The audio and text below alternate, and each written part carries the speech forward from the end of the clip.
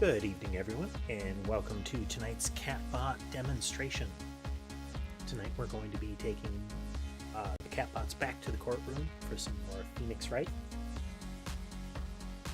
Now, before we get into that, though, let's check in with our kitties. We have Mason up on the cat tree, sitting in a spot that a lot of them don't, but I set that up for this exact reason. He's draped up on that little a little alcove almost built out of the hammock or out of the canvas mat or words out of the canvas bridge. It might not be apparent, but well, it's definitely not apparent from that angle, but the whole layout of that canvas bridge has been altered to suit what I'm using it for. There's sort of a walkway from the desk surface where Weasley is all the way up to the tree there. Gives him a pathway. Speaking of Weasley, he's top center. Then we have Rorschach over on the side table here. And then left center we have Sky having taken over Ember's pillow once more. He has discovered that he really likes that spot. But yes, we're getting back into Phoenix Wright. Last time we played, we were still in the towards the end, I think, of chapter 4, which I believe is one of the transition points between games in the original trilogy, or in this trilogy, I guess. We'll have to see. But let's get back into it. So we're going to switch off the musics. Switch back on the musics. Phoenix Wright music going.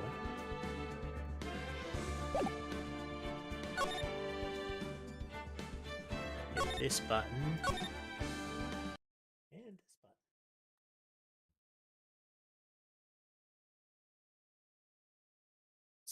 Was this correct? Well, hello, Sammy. Oh, that was way off. It's this one. It's like, wait a minute.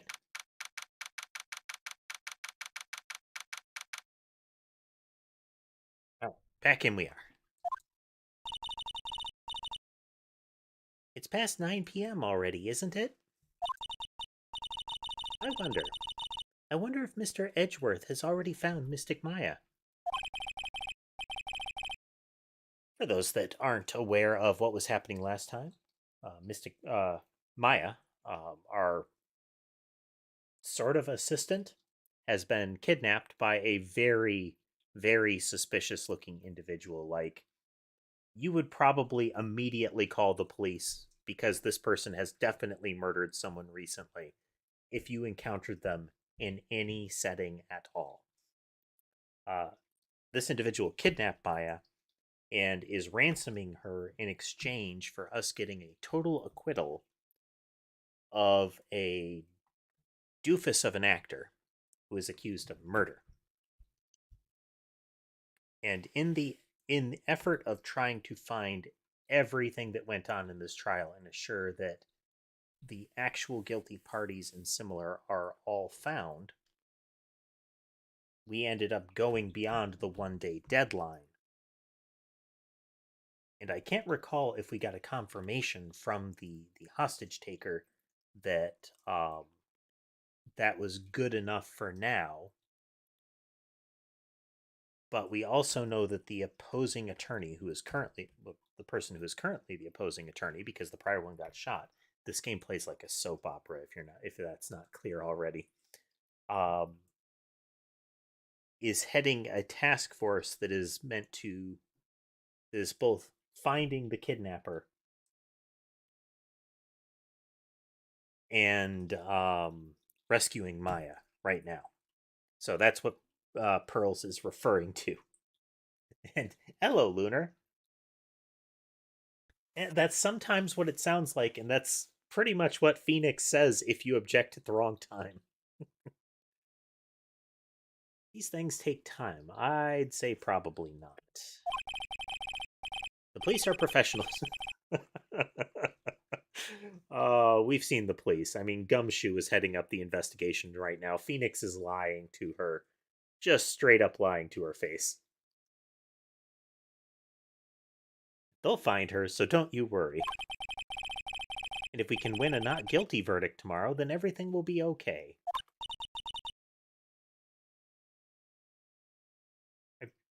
Every time she has that facial expression there, everything she says feels wrong. You're right.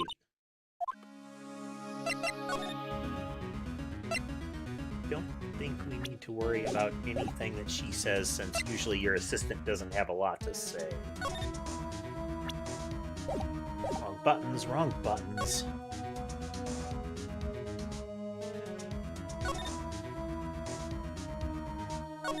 So we're going to move around and see if we can find any new trigger points. Try to raise some flags, you know? How are you doing today, Lunar? Wow, it's really getting late, isn't it, Mr. Nick? Yeah, it's past 9 p.m. already, like you said earlier. But we still have some things to prepare for tomorrow's trial. Wrong voice, but you get the point. There's still the matter of this secret Mr. Kurita held about Mr. Angard. And Miss Andrews' real intentions. These are two things I must know tonight. But aren't visiting hours over at the detention center? I'm sure we'll think of something, Pearls. Don't you worry.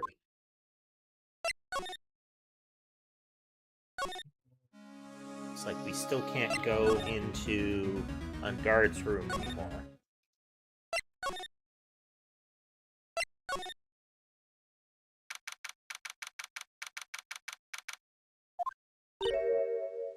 Yeah, old bag again. She previously let us know that that like 50s astronaut helmet that she's wearing, 50s sci-fi space helmet, doesn't actually have air intake. So she eventually has to take it off or she'll pass out. Hey, wait. What is it, whippersnapper? All I know is nothing that is anything to do with you is ever good. Like just now, I was handed this strange device for who knows what reason. And I was told to use it to search the whole hotel. That's the bug sweeper, isn't it? The one Gumshoe made. We found a wiretap, or a transmitter, in the eye of a grizzly bear, looked like a taxidermied grizzly bear, in the room of the murder victim, which Edgeworth proceeded to pick up by himself and trot out of the room with. So now apparently they've got this old bag here, who has been tasked with sweeping the rest of the hotel to find any more bugs. I don't know, and frankly, I don't care. But the request came from Edgy Poo, so... Edgeworth? And he said, if you feel angry, direct your anger at that unsophisticated lawyer. So I'm going to feel free to direct all my anger towards you. Gee, thanks a bundle, Edgeworth. What a pal you are. Oh, we must speak. This is absolutely top secret, so you had better keep it to yourselves. I heard they found a spy camera hidden in one of the presents. Very interesting. I'm sure it was. You know. It was to catch poor Juan in the middle of a scandalous meeting. Scandalous? What's that? It means, well, you know, the gossip that gossip that's been going around about my dear Juan. Oh, you mean that thing about Miss Andrews?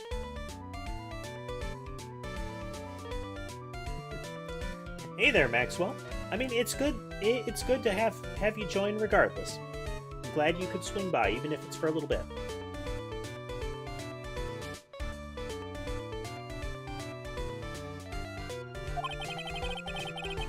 I'm sure she must have had some reason for getting close to Mr. Kurita.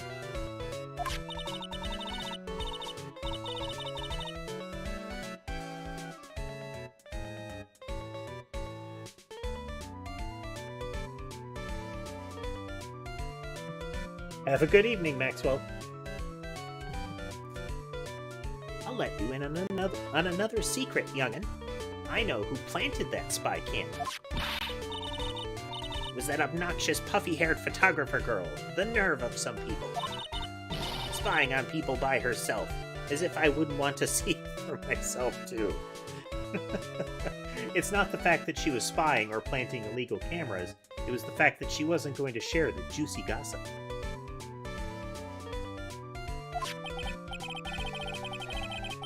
Wow, the alien actually admitted her true intentions for a change. I don't know what you're thinking exactly, but I can bet that it's nothing good. But I didn't say anything.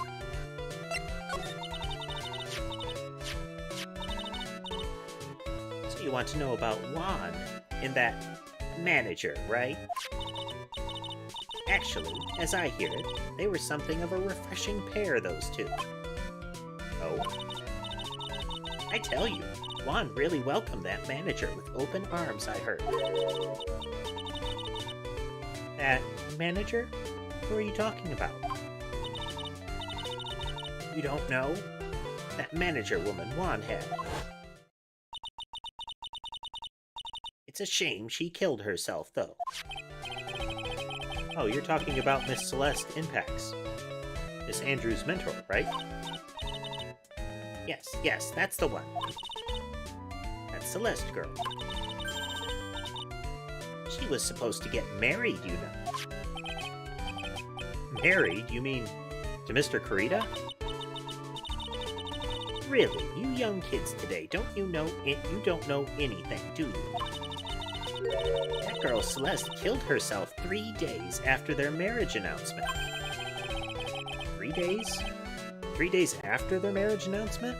What in the...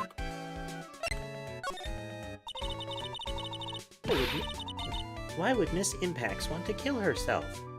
She was going to get married. Well, that's because she was thrown away, you see, by Juan. What? But they were going to get married, right? They promised each other, right? Nobody ever breaks a promise, isn't that right? They held a grand announcement session, but 3 days later, Juan suddenly canceled their marriage. Is that true? It was in the weekly magazines. Yes, magazines. Reputable magazines. But why? Why did they do that? That was not in the magazines, unfortunately. I see. That night, after Juan called off the wedding, that manager, Celeste, killed herself. How terrible. I wonder what happened between those two.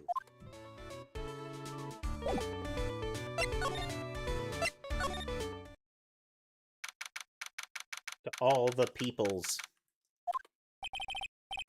On that night, there must have been at least a few hundred people here. I guess the police are done with their questioning and investigating.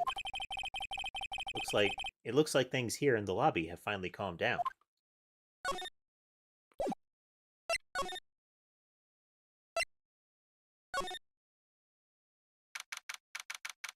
All the places.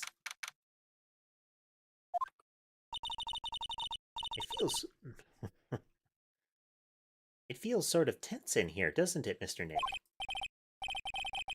Yeah, it does. I wonder if something happened. You're Mr. Ungard's lawyer, right? Yes, sir.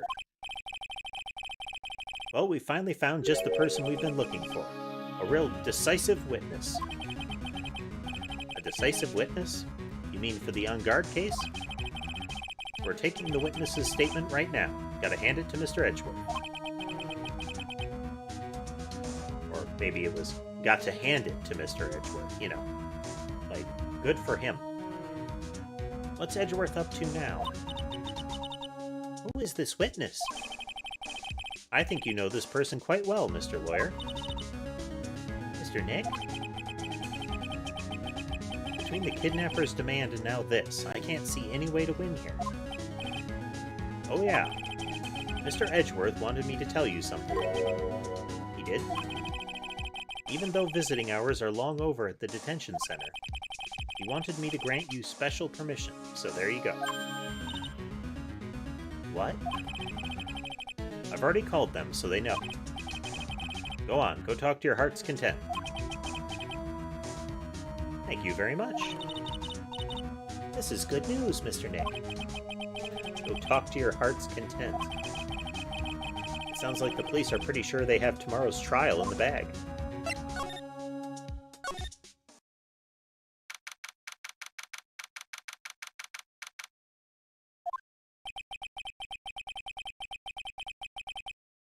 I'm sure they must have transferred Miss Andrews here by now.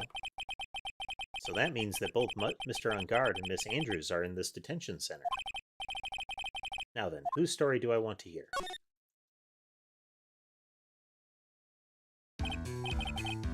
Dude, it's Mr. Wright. I hope you... Okay. I had to stop and check that sentence for a moment. I hope you can get me off the hook tomorrow. I'm counting on you. I hope so too. Edgeworth just dropped a bombshell on me by saying that Juan Corrido was killed by an assassin, and that the assassin's client is this man, Mr. Matt Ungard. What's wrong? Mr. Ungard, there is something I must know with 100% certainty. You seem kinda different. You're totally not like your usual lawyer dude self.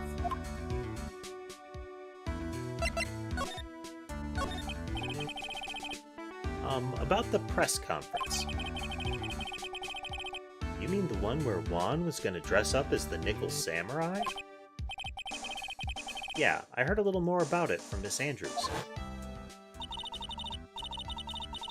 It looked like somehow Juan had in his hands a secret so powerful that it would destroy Matt's acting career, had it been revealed.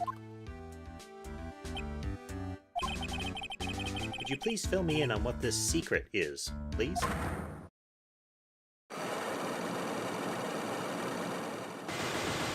Oh dang. That's a lot of locks. Mr. Nick, don't tell me. Cyclops. You said a secret, right? But I don't have any idea what it is. Do you, dude?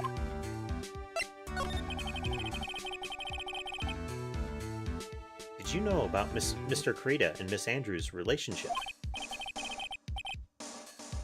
Well, it's all over the tabloids, dude. I don't know any of the details, if that's what you mean. Look, how many times do I have to tell you?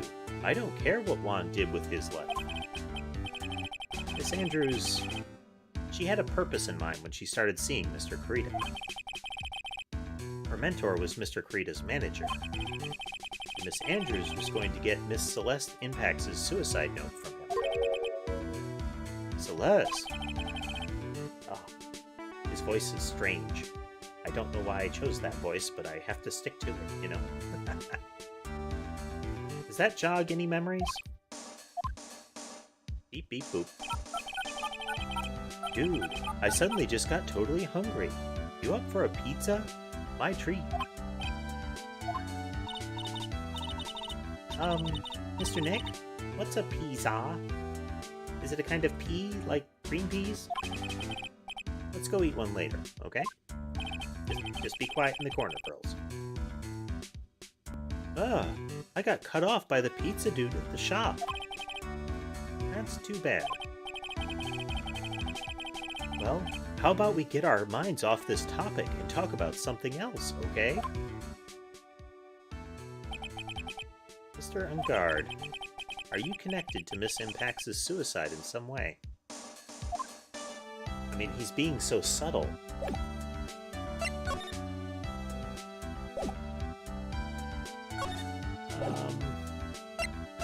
Alright, let's whack him with the magic rock after we save it.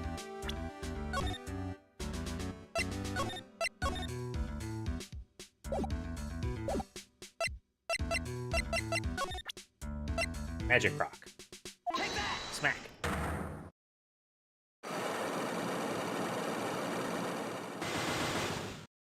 Ace.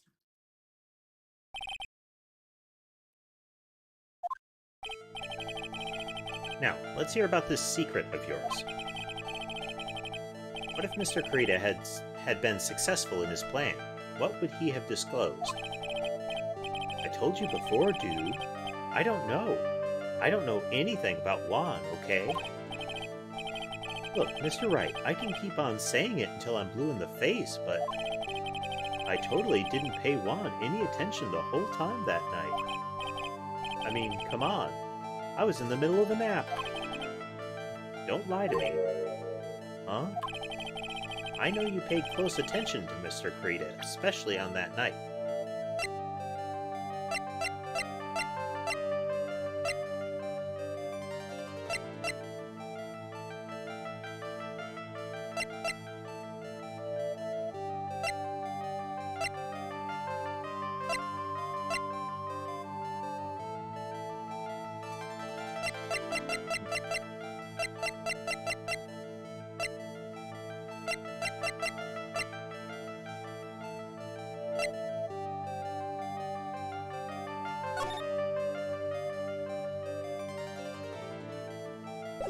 There.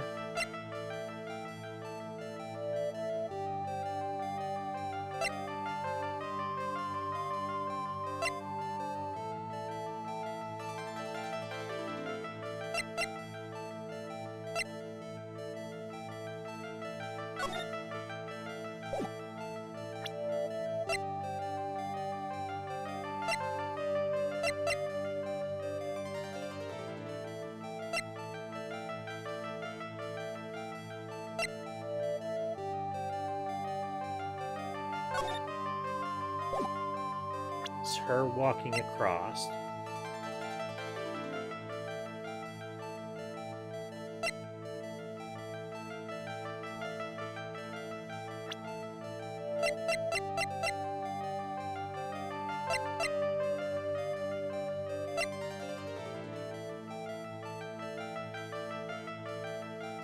He was rivals. Maybe this'll do it. Well, Mr. Ungard? Nope. Hold on a sec. I'm going to consult my friend, okay? He said I should snort while I give a good laugh.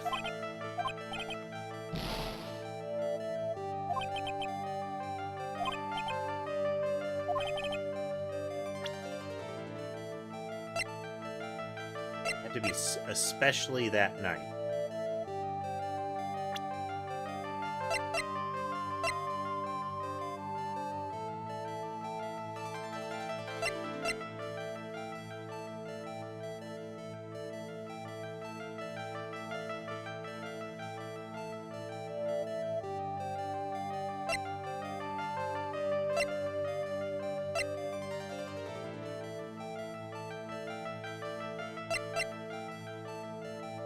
Don't think we have anything that shows that.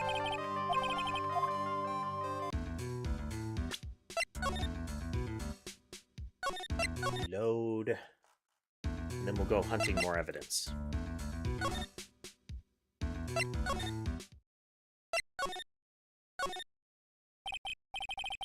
Story. Adrian.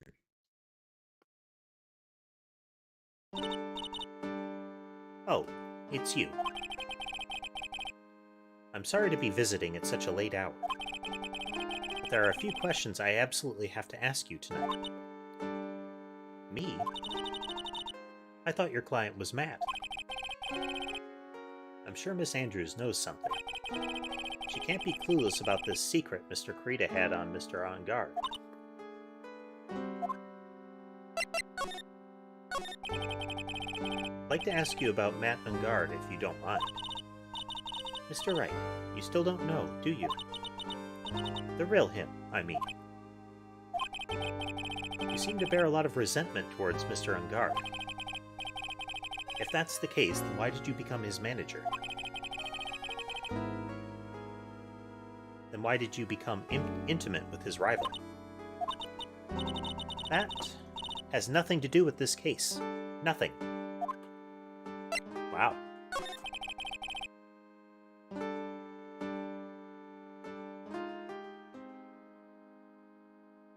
About Miss Celeste Impacts. I had finally put her death behind me. And now, thanks to you, it's all come back to the surface. I'm sorry. Hey, it wasn't me, it was Edgeworth that rubbed your nose in it during the end of that last day of the trial. Yes, I was shocked by her suicide. And it's true that when I heard the rumor that Juan was the one who had hidden her suicide note, I began to draw close to him.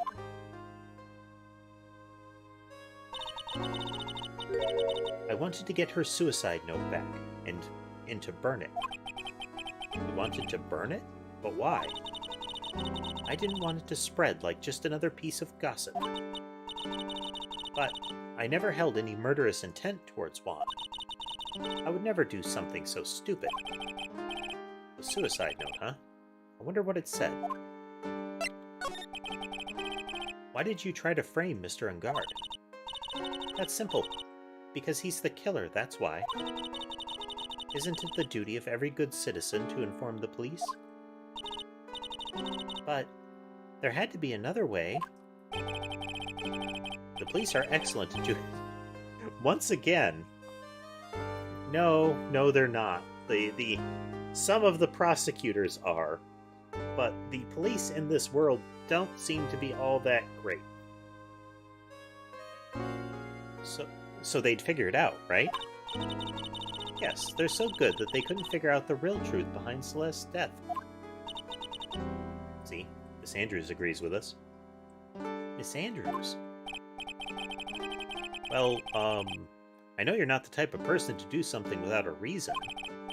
So please, tell me why you did what you did. Revenge. Huh? Did you say something just now?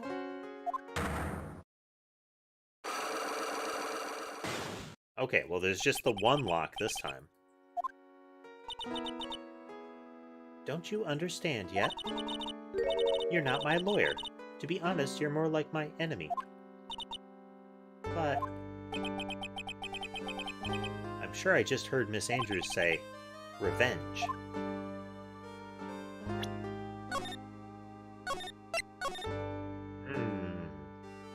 Alright, what do we got?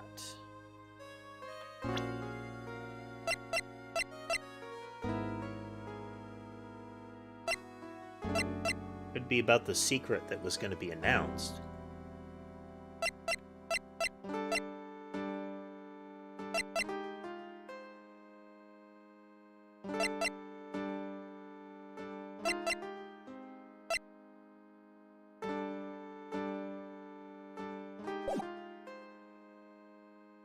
Let's see what the interrogation line is.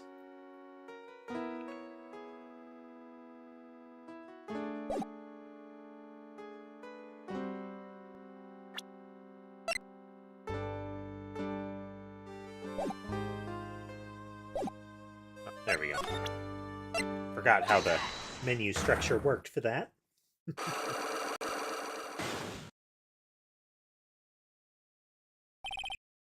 Why frame him? Can you please tell me why you framed Mr. Ungard for murder? I've already told you countless times. It's because I thought Matt was the killer. No, that's not it. I know you had a personal reason to dislike Mr. Ungard. Miss Andrews, you may think I didn't hear it, but I know you said something earlier. You said revenge. So are you saying I was taking revenge out on Matt, and that's why? What an absurd idea. I don't have anything I want to take revenge for. Miss Andrews, a woman who lives by being dependent on other people. There is something or someone in her past that would make her take revenge. Well, let's guess that it was Celeste. Take that! Celeste? There is only one catalyst that could cause such strong feelings, and even revenge.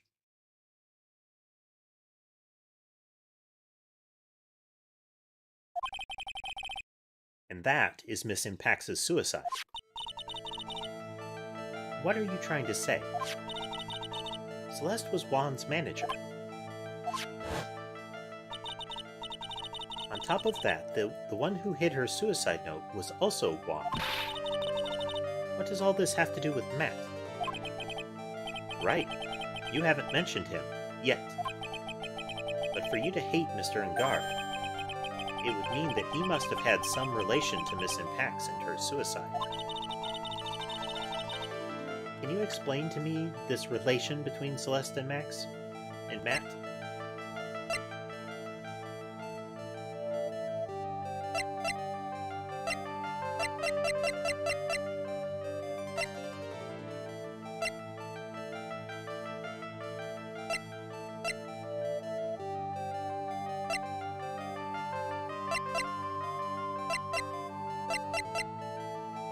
I don't think I can.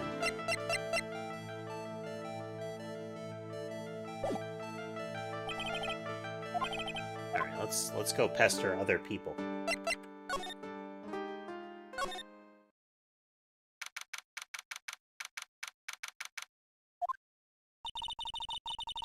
It doesn't look like Mr. Scruffy Detective is here. Gumshoe got fired by Franziska. Well, I'm sorry. I think it was initiated by Franziska, but carried out by Edgeworth. Largely because of some blunders during this investigation. See all prior comments about the police being super reliable and capable. Well, he's out there with that camera asking around at all the electronics stores. He ran off because he wanted to see if he could find out about the camera that we found in the grizzly bear's eye. Edgeworth knew about it and carried off the bear and the camera. Then I'll make some salad for him for dinner. Looks like Pearls really appreciates what Gumshoe is doing for us. After Gumshoe left, Edgeworth said that his investigation would be fruitless because that particular type of camera was special and not something that he would be able to find. Mr. Nick? Yes? Where's the lettuce? I don't think I've ever bought lettuce before. I think it would have been equally appropriate if Nick had had the same sort of question that Pearl always has for him when he mentions something that she doesn't know about, and she like tries to enunciate each syllable, slightly off. If Nick had said something like "lettuce," what's that?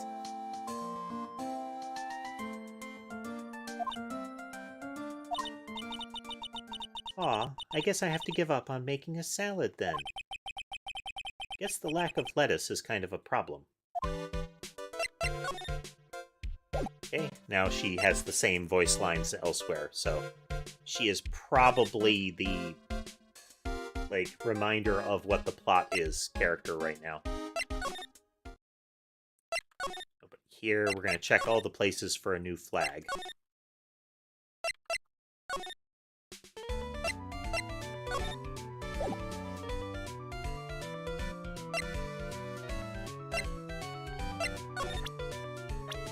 To say about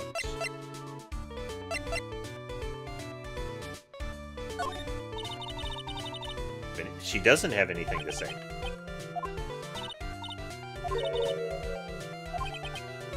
Yep, it's her same thing. She threatens to tell us her measurements.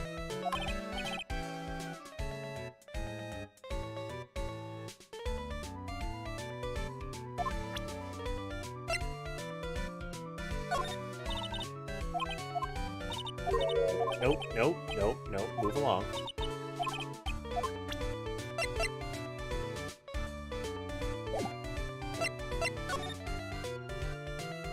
Through the hallway.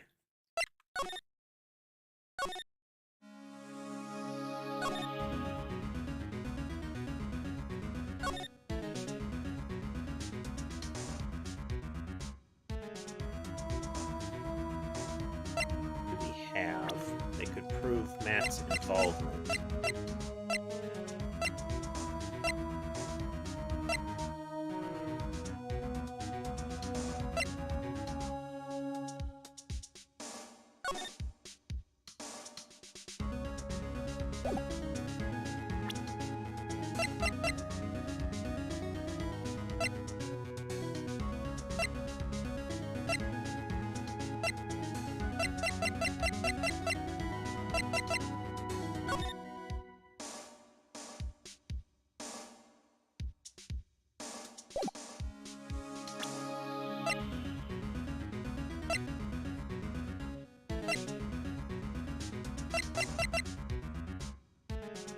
I'm hoping we can avoid the throw objects at the person until they give in phase of this.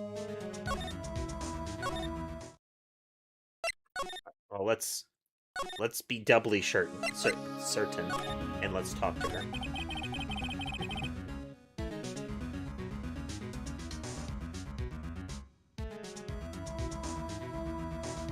Sherbet has come to join us. He is sneezing on the heating pad.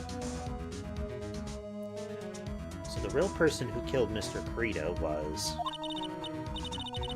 that assassin, Mr. Shelley DeKiller, right? And the card Miss Andrews found at the crime scene seems to be proof of that. But if that's the case, then a new question comes to mind. Who was the one that hired DeKiller to begin with? Who was his client? I mean, who asked for the murder? That person didn't want to dirty their own hands in blood. But whoever this client is, there's still a killer. Apparently, Sherbet has only joined us briefly.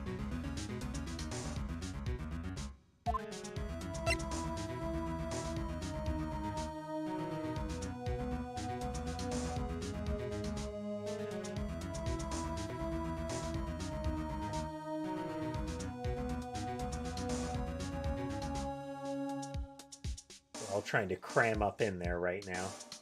I believe Sky is already in there, and I think Mason was already in there a moment ago. Let's zoom in. Yep. Okay. We can see Sky in the back corner. Rorschach in the front. Then Mason is in the front left, crammed in next to Rorschach's butt, with Sherbet laying on top of him.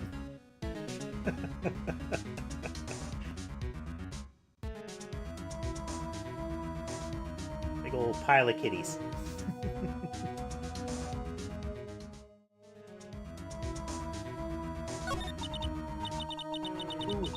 Who could have hired the assassin?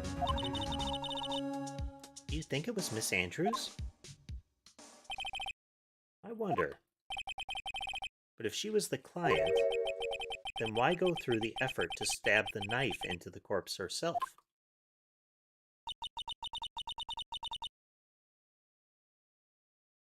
But if Miss Andrews wasn't the client, then no, it can't be. Matt Ungard himself? If Mr. Ungard really did hire the assassin, then he is not innocent at all. Far from it, he would be guilty of the crime. But it can't be Mr. Ungard, right? I mean, when we first talked to him... Mr. Ungard, I'd like you to ask you one more question. Did you kill Mr. Juan Carita? Pause. Alright, just so we're clear, dude. I didn't kill anyone. And that includes Juan Corrida, okay?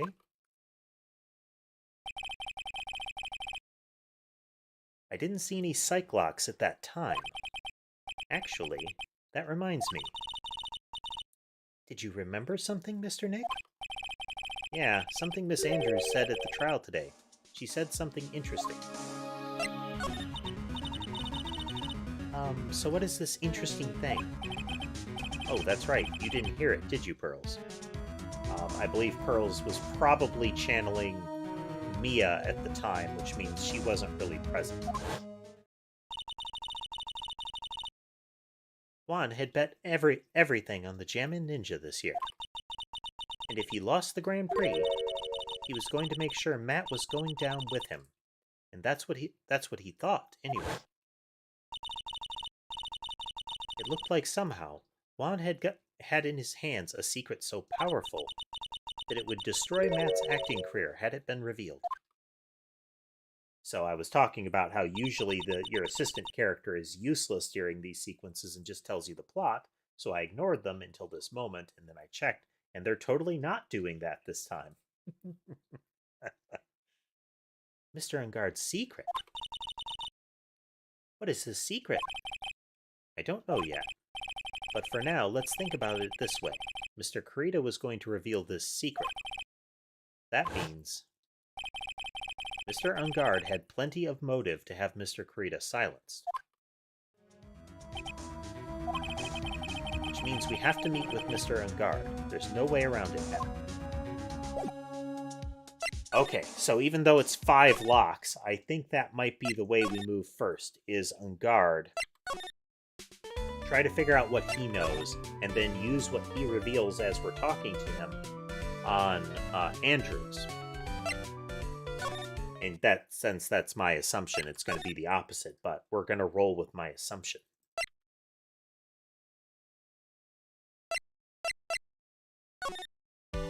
Place.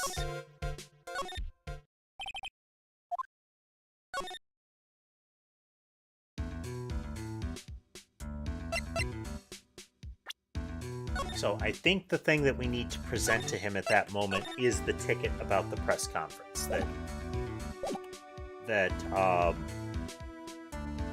Juan was going to pose as him and reveal something important. Take that! Whack.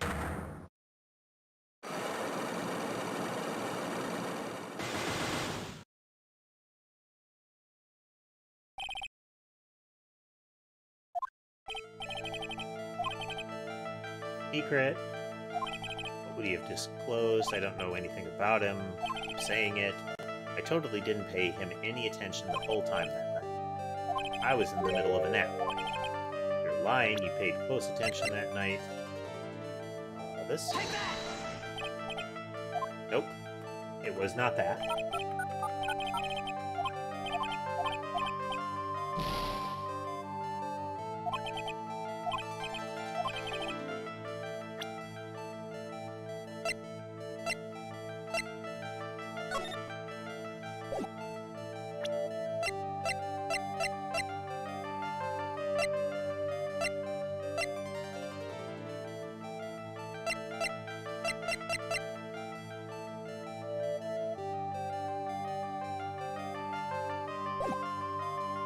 Okay, let's assume it was the other way around.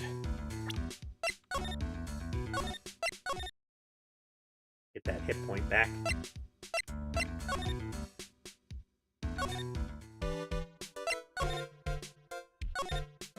We hop back and forth. Because we have to trigger a different person in the same location, which is not usually how it works.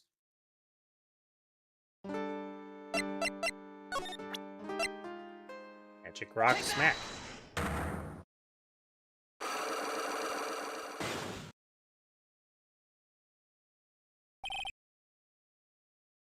Frame him.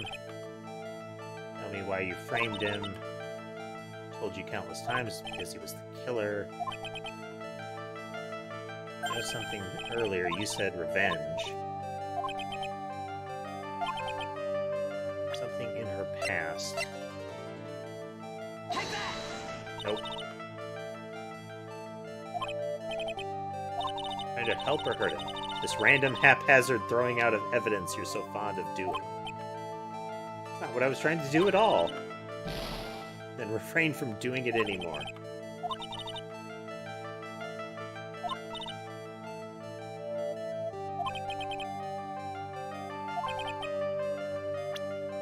Oh, that's right. First, I have to show Celeste autopsy.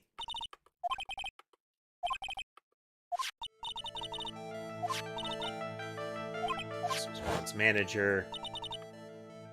One who hit her suicide was Juan. What did it have to do with Matt? You haven't mentioned it yet, but for you to hate him, it would mean that he must have had some relation with Miss Impact's and her suicide.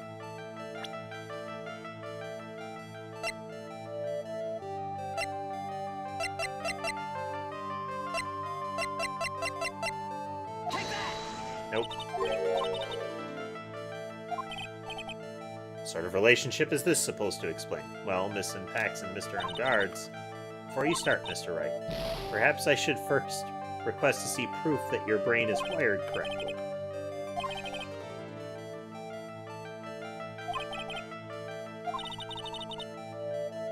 Okay.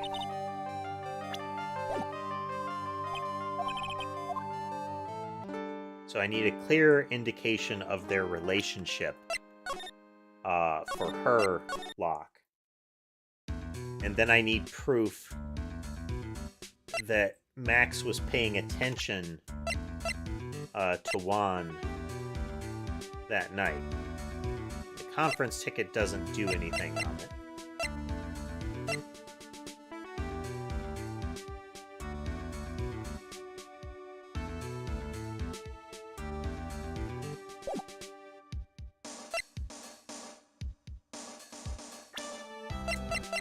Remember if Lotta said something about actually having seen anything, but that the article wasn't good evidence of something new. I think it was speculation.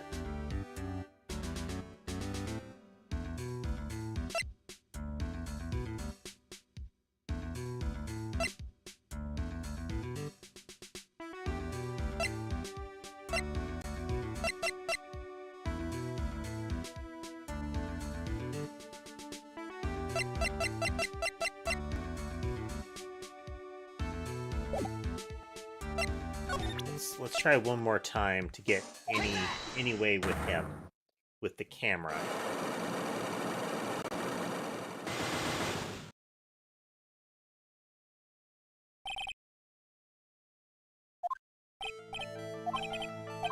Secret. Totally didn't pay attention to him the whole night. I was in the middle of a nap.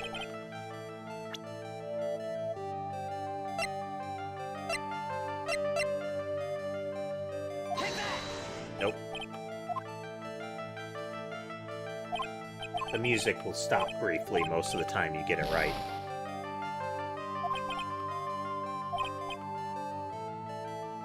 Don't think you really need to snort while you're when you laugh, really.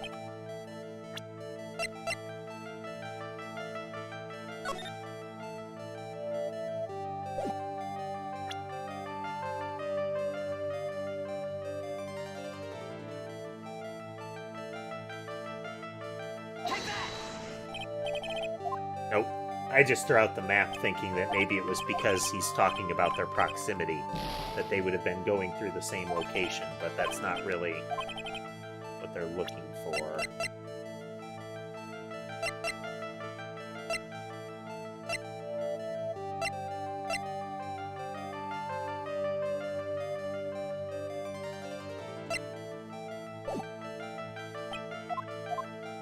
Still something we're missing here. Or, well, something I'm missing.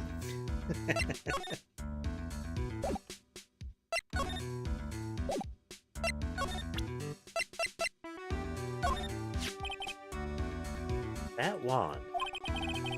Posing as someone else and trying to hold a press conference.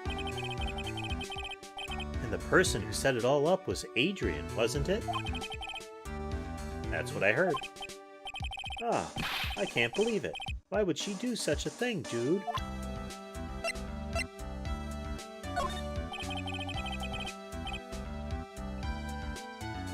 Please take a look at this. I know it may not seem important to you.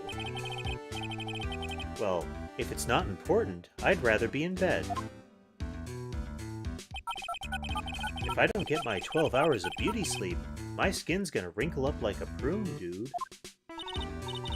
You know, he's right, Mr. Nick. Your skin's kind of drying up here and there. I swear, after this case is over, I'm gonna get lots and lots of sleep.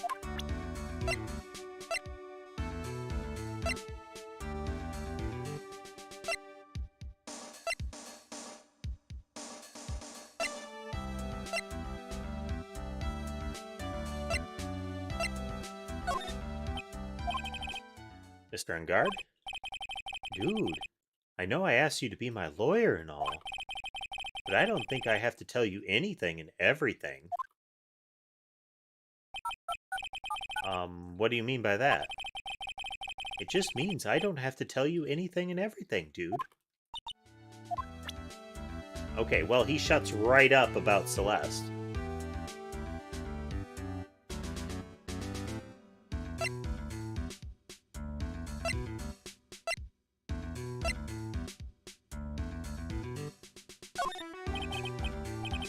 That Adrian, I never thought she'd go this far to frame me for the crime. I mean, what does she have against me? Dude, I don't get it. That's something I'd like to know too. Do you have any ideas at all? Even the slightest clue? Huh? What? Me?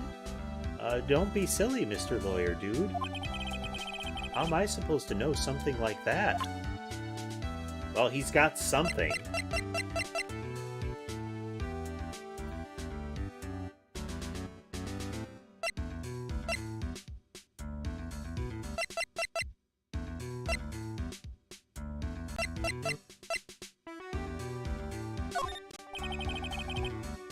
Doesn't care about it.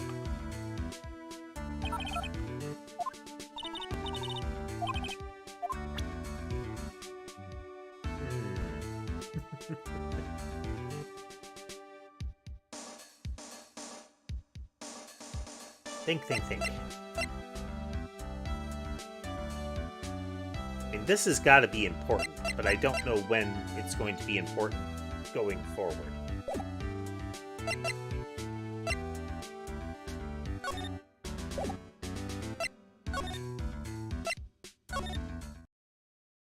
Oh, we triggered a flag.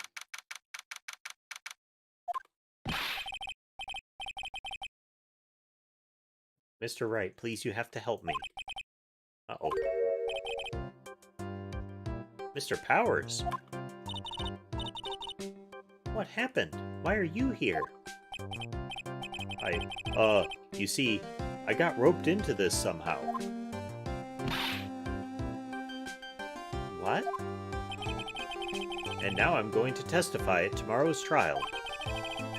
So the decisive witness is Mr. Powers. I was talking with a detective until a little while ago. I was on my way home. When all of a sudden, you there, you're under arrest. I was brought back here. Oh. They said my face and the whole self in general looked suspicious or something. Well, I guess I can see how they thought you looked suspicious. Rude. I'm just a normal guy with an exercise show for kids. Is that a crime? So, about this testimony you're giving, what are you going to talk about? I really don't know yet. But it sounds like I saw something pretty important from what they tell me. You saw something important? What was it? Well, the detective told me not to talk about it. You can't tell anyone, and especially not that lawyer, he said. Who do you think is that lawyer? The detective was... who do you think is that lawyer the detective was talking about? I'm going to take a wild guess and say it's me. Yeah, you got it. Mr. Nick! Mystic Maya and myself are your only two allies in this whole world, but it's alright. You don't have any other friends. Don't worry, we've still got your back, even though you're totally alone in this world and you have no friends or allies whatsoever. We still love you. I don't really have a lot of friends, do I? This is going to do a lot of damage to Matt, you know. Because he's got that refreshing like a spring breeze image going. What is he really like? Well, let's see. Matt's always been kind of a player with women. He would never really turn a pretty face away, if you know what I mean. He'd always say, it's just a game, to justify himself. What? How horrible! That's unforgivable. Sorry, I didn't mean to offend you. But you know, he said once that there's only one person in the world who won't swoon over me. One person who wouldn't swoon over him? His manager, you know, Miss Adrian Andrews. Why is Mr. Powers suddenly looking kind of energetic? You see, I'm actually a sucker for gossip. I mean, celebrities in their world have this dazzling sort of image, right? Dazzling sort of image? But aren't you a part of that dazzle, Mr. Powers? No, I'm more of a hairy, sweaty, smelly, brutish kind of guy, you see. But it's okay, really. I mean, it's a sad but realistic form of self-awareness.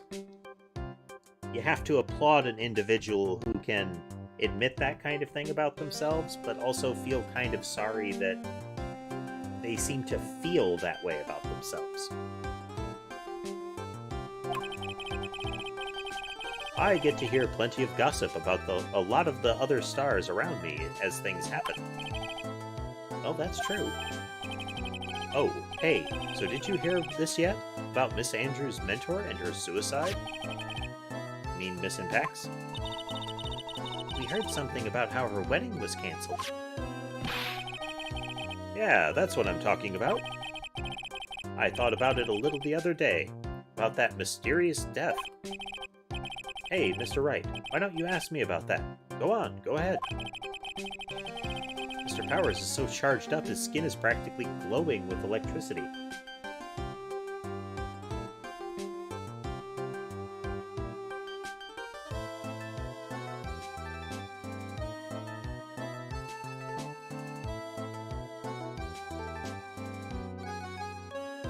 That's right, Lunar, that feeling of, like, that people perceive them that way, that they think they're that way, and that there's nothing they can do about it. There's strong introspection and honesty with yourself, and then there's that sort of sad fatalism.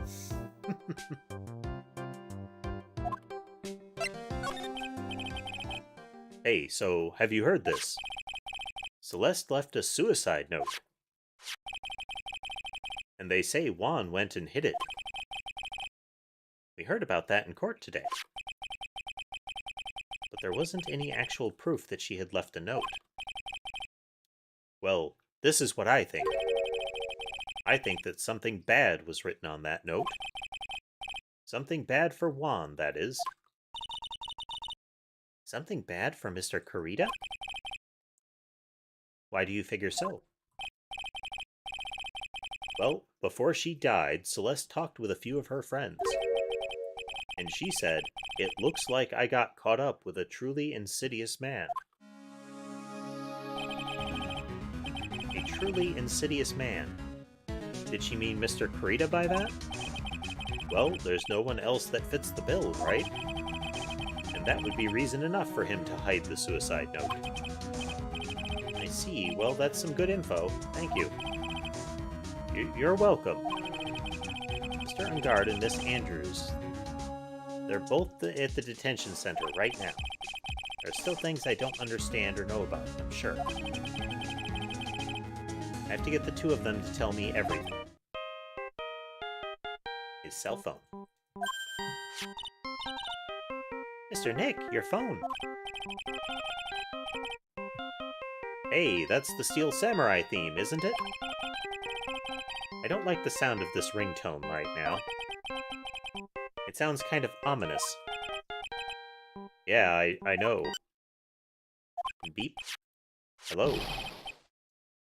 We're in trouble now, pal. I'll be back in the office really soon. What's wrong? Something really unexpected just happened.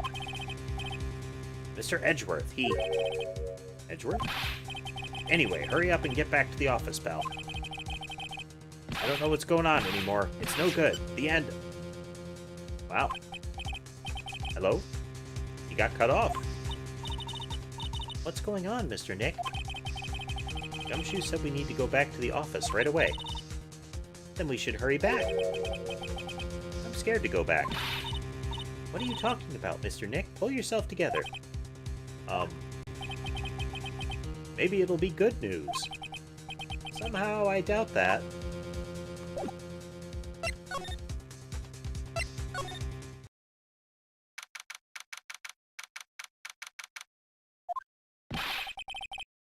Took you so long, pal? Mr. Edgeworth couldn't stick around forever and he had to go. Well, what happened? We got him. We know who bought that spy camera. Eh? This quickly. And this bear's what gave them away, pal. The bear. I figured it out, pal. I figured out that we should have been looking into the bear instead of the camera. That was what Edgeworth said. The camera was... Oh, I'm sorry. I remembered incorrectly previously. It was that the camera was a relatively generic thing, but the bear was something that you would have had to get special made or was from a place that is famous for being very individual about their orders. I remember now. But wasn't it Mr. Edgeworth that figured... Shh, pearls. And don't ruin this for him. He needs it.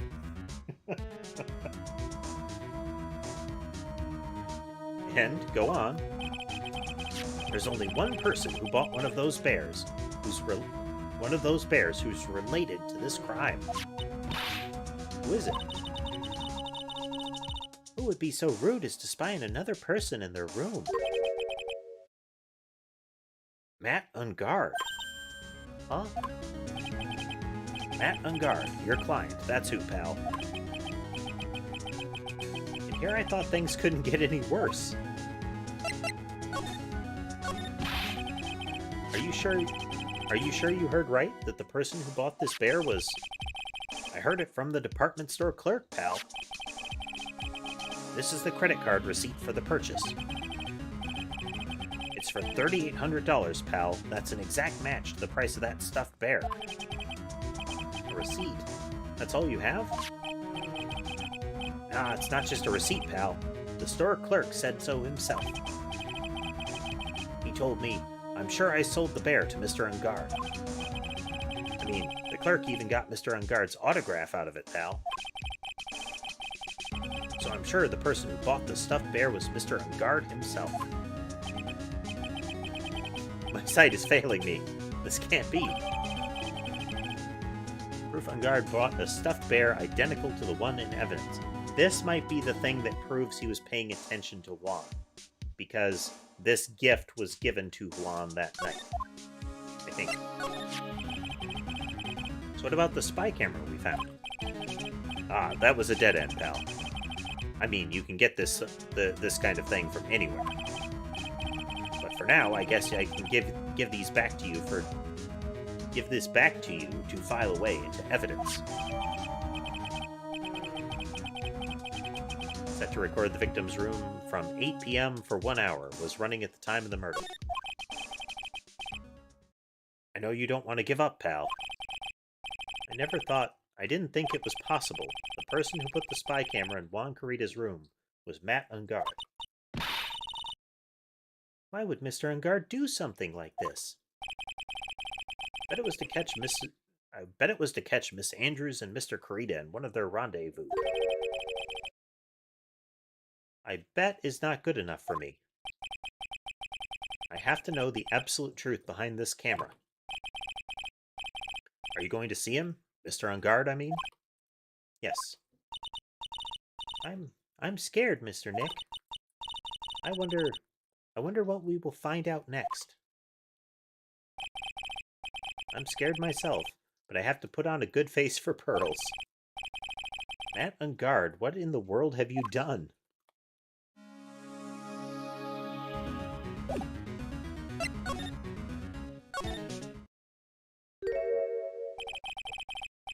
You're working really late, you know. It's already past 10, dude. I think it's time you told me the truth. Relax. Don't you know that ignorance is bliss? Well, you must be one of the most blissed out individuals ever.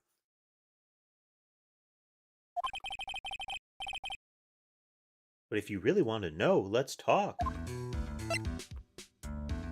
Save. Save.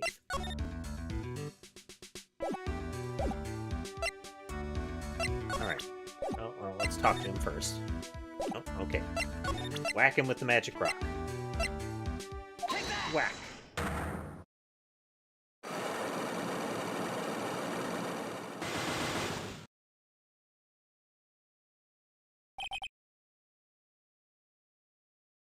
That's right, Tess. He is that sort of person that as soon as you start talking to him, it'd have to be palpable. Like you could just feel it like a radiated wave, you know?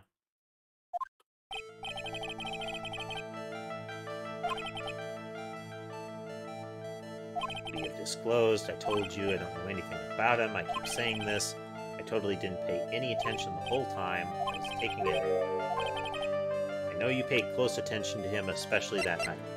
Okay, I think camera. Yes! Finally.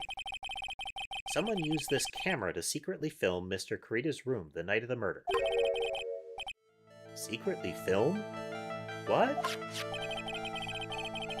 And then sent the images the camera took with this transmitter. Wow, but dude, where was this camera you're talking about hidden? The spy camera was hidden in this bear's eye. A bear that was supposed to be a present from a bear that was supposed to be a present from a fan. Huh. I guess Juan had a few of those kinds of fans too. Huh, dude? Actually, I wouldn't say this bear was a present from a fan. Huh? You sure, dude? Who else could it be from? The person who gave this bear to Mr. Carita was...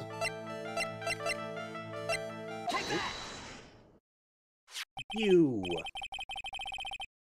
Mr. Ungar, don't you know this bear from somewhere? I don't think I've ever met Mr. Bear before, dude. Aw, but he says he knows you. How could you forget such a great friend? What else did the bear tell you? Does it speak to you, dude? He says that the one who put the camera in his eye was you, Mr. Ungard. If I didn't know how you work in court, I'd think I was in some serious trouble, dude. Come on, this is all a joke, right, dude? You're just pulling my leg. It's like you're not ready to give up your secret yet. Well, do you have any proof you want to show me first? Here's the proof that it was you that put the camera in the bear. Credit receipt. I have here one credit card receipt, Mr. Ungard. It's from you.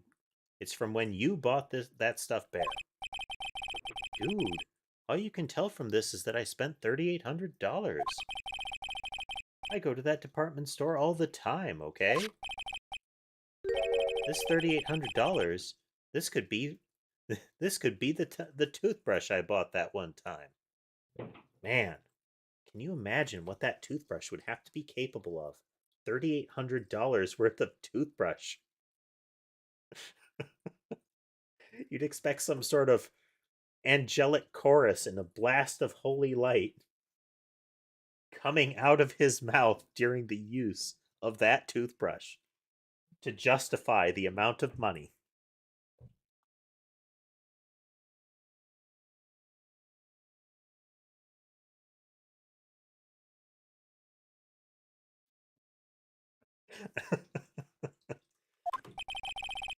A $3,800 toothbrush? Phoenix is incredulous as we are.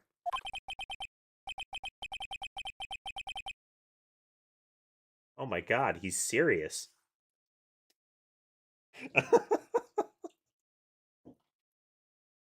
It's ivory, and it's got elephant hair bristles. Ew. Elephant hair? Is that what rich people use nowadays?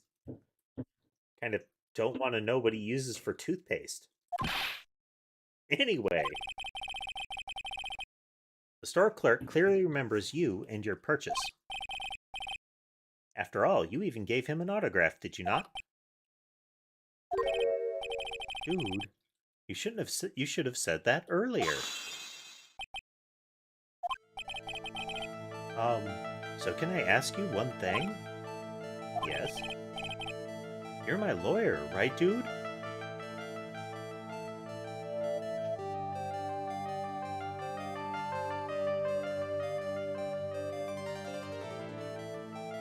He's got to get that fresh mercurochrome breath, right?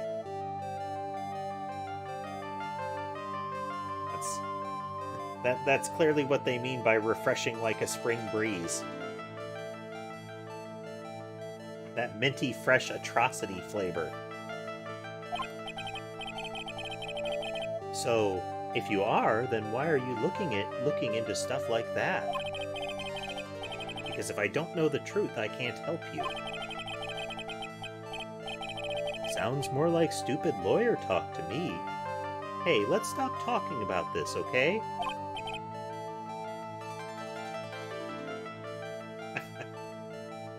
No, not yet. I haven't asked you why you set the camera up yet. And what your secret is, of course. Of course, it would be strictly confidential. So, what are you going to do now? I'm going to find out what I want to know, because I must. The reason you hid this camera in Mr. Kurita's room and filmed it in secret is... Okay.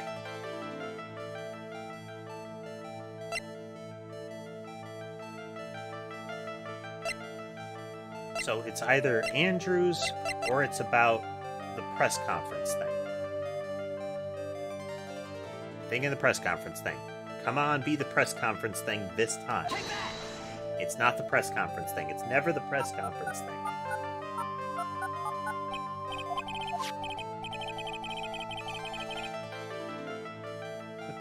Dude, how about you take that bear home with you and talk to it? I'm sure Mr. Bear will talk with you about as much as I will, which is not at all. I have to somehow get it through his head I'm not giving up. So is it time to throw in the towel yet, dude? Sorry, but no. I'm gonna find out what I want to know, because I must. The reason he hit the film in secret was... Okay, then his manager. Yes, okay. Adrian Andrews? There's a rumor going around. Miss Andrews and Mr. Kurita were having secret meetings. You, who was keeping tabs on Mr. Kurita, you were going to reveal this as fact and turn it into a scandal. Isn't that right? Dude, you can be such a moron. Huh? Oh man, Mr. Lawyer Dude, that kind of scandal. That's the good stuff. That's what we in the industry call juicy. I kind of don't want a guy who looks like this to ever say juicy. Well, let's be fair. It's going to be two ways. He's going to say it with completely blithe innocence, or he's going to be the kind of guy that makes it just sound awful.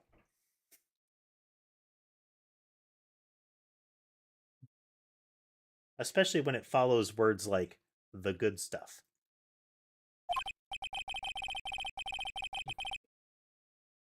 Look, we can get publicity without spending a penny with that kind of stuff. I mean, if people stop paying attention to us, then it'd be the end, dude. Too bad that wasn't your intention. What are you talking about?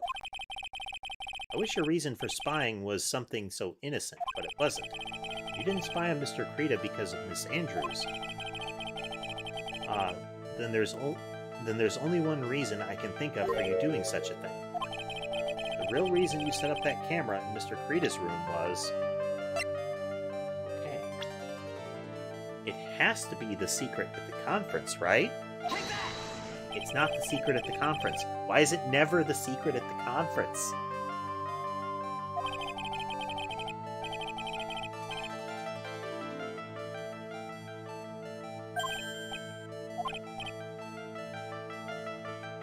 Well, dude, you're always saying really absurd things, right? It'd be like getting the Comedy Channel for free. You're done laughing. You didn't spy on Mr. Krita because of Miss Andrews, then there's only one reason I can think.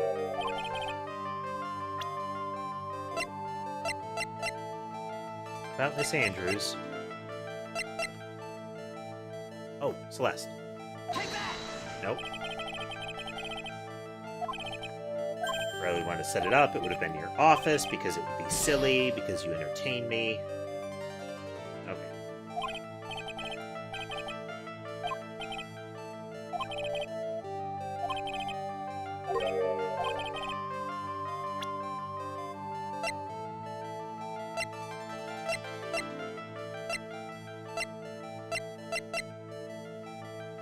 Assassin.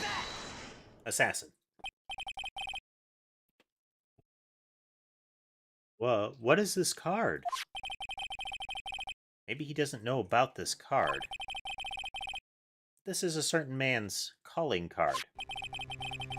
The man's name is Shelly the Killer, and I'm sure you know of him, don't you? Shelly the Killer? That's ridiculous. Why would I know some shady scumbag like him? If you really don't know him, then why are you acting so jumpy all of a sudden?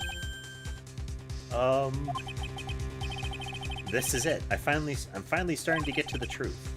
Can't afford to make any more mistakes now. Yeah, you've only got one health point left. Mr. Ungard, I know why you know Mr. the Killer. It's because you're a hero of justice. You're his client. Since you're the one who set up that camera, that means you knew exactly what was going to happen in that room. So how would you know something like that?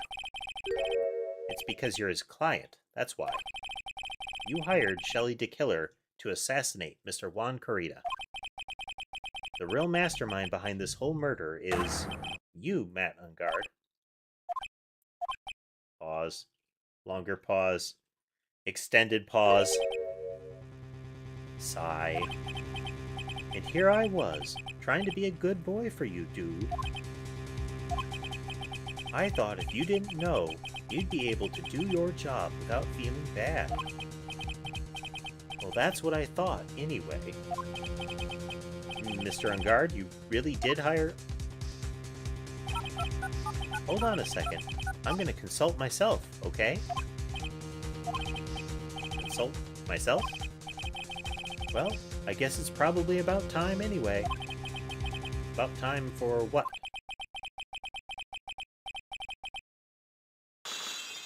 Huh?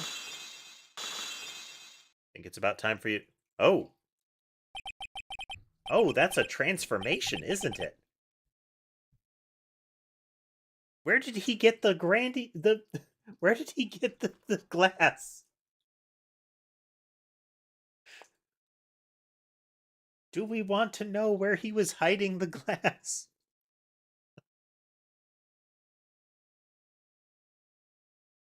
How do you do, Mr. Lawyer? I'm Matt Ungard.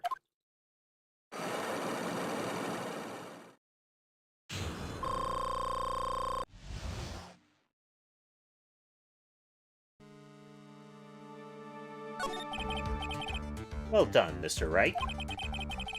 I bet it wasn't easy to gather as much information as you have. You really... So you're Shelley DeKiller's client?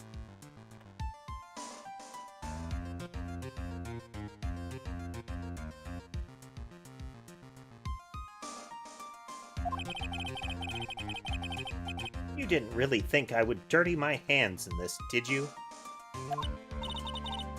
What do you mean? And that woman, Adrian, was quite brave herself. Trying to stick the crime on me. I didn't think she had it in her. But all I care about is that Juan is dead. Isn't that right, Mr. Lawyer?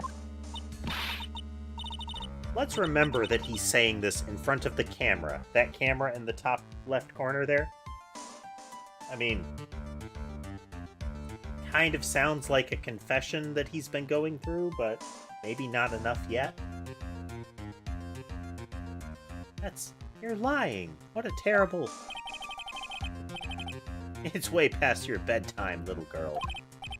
Go on, and let us grown-ups talk about more adult things. But why? Why did you hide the video camera and... A weakling soon believes the words of others, just like that pathetic Adrian. He knew about Miss Andrews' secret? But I'm no weakling. I don't believe anyone, least of all assassins. What? Oh, come now, Mr. Wright. Assassins aren't above blackmail. They turn their clients into cash cows by holding the sinful deed over their heads. And a superstar like me, how much do you think I'm worth? Care to guess? And that's why? Yes, that's where the video comes in. It's got his face and the crime scene recorded on it, preserved for all time. With that, I can keep him at bay, and even blackmail him if I want. That's right, that video is my insurance. Isn't that what they call it, Mr. Wright? Why would you do something so wrong? Because I'm a grown-up, and I can. Good enough of an answer for you, little girl? Why? Why would you kill Mr. Kurita? Because he was about to sling so much dung onto my beautiful public image. Scandals are a little annoying, aren't they? This is all because of that press conference? This is all because of that press conference, isn't it? If Mr. Kurita had been able to give it, then Mr. Ungard's secret would have... Ah, well, that's what we call taking advantage of the situation, you know? I had no intention of doing it, really, but bit by bit, it crept up on me. I mean, there's a bailiff right behind him. Do they only hire, like, blind deaf bailiffs? And then the situation's just presented itself perfectly. How beautiful, I thought. And that's how Mr. Kurita ended up dead? Let me tell you something. I'm not like Adrian. I don't depend on anyone. People are simply things to be used and thrown away. Put on a sweet, innocent face and people will swallow anything you feed them. Adrian fell for it. The assassin, too. Oh, and how can I forget? Even you fell for it, Mr. Lawyer. Everyone, all working their butts off for me. Matt Ungard. Aw, did that leave you speechless? What a shame. What's wrong, Mr. Lawyer? You've grown awfully quiet. How could I have been so deceived by you all this time? When we first met, I asked if you had killed Juan Kurita, and you answered very clearly that you hadn't killed anyone. Hey now, I never told you any lies. The person who did the killing was that DeKiller guy, right? All I'm guilty of is taking a catnap in my room. You killed Mr. Kurita. Ha! I dare you to say that in court tomorrow. Camera! Camera! Bailiff! Why is this supposed to work?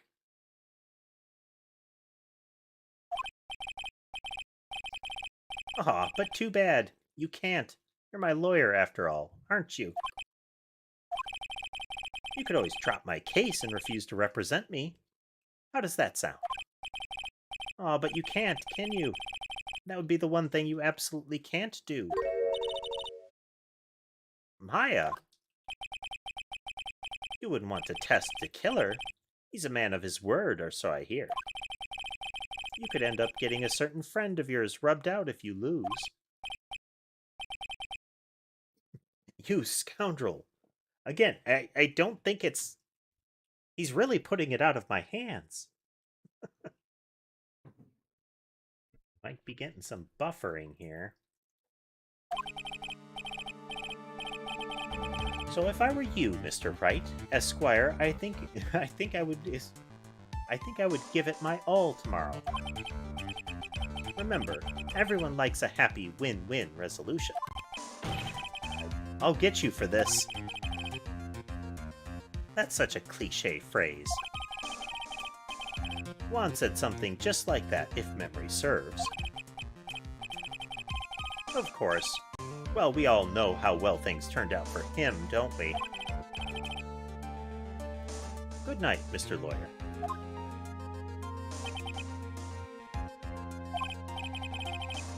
Maya, what am I supposed to do?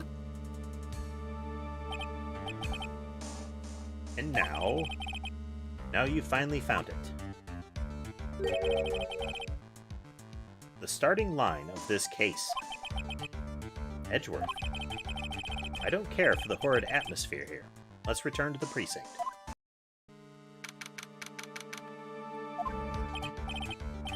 Well, Mr. Wright, what are you going to do? If you plan on changing your strategy... No. We can't do that.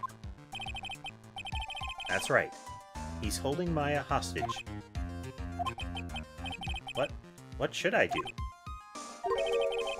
That's not something I can answer for you. Mr. Edgeworth. Right. Only you can decide where to go from here. 1 year ago, at that time, I didn't truly understand what a prosecutor was. And that is why I had to leave the prosecutor's office. I felt that I couldn't stand in a court of law until I knew what a prosecutor really was. And now, Wright, it's your turn. My turn? What is this thing called a lawyer? What can you do as one? You must find the answer, and you must find it on your own. I'm a lawyer, but to fight for someone who is clearly a killer, Matt on guard. That man is really... It doesn't matter who, every person deserves a proper defense and a fair trial. Isn't that the basis of our judicial system? Proper defense? But what exactly is that? Is it where a lawyer forcibly and blindly gets an acquittal through shouting and trickery? I mean, it served you really well up until now, Phoenix.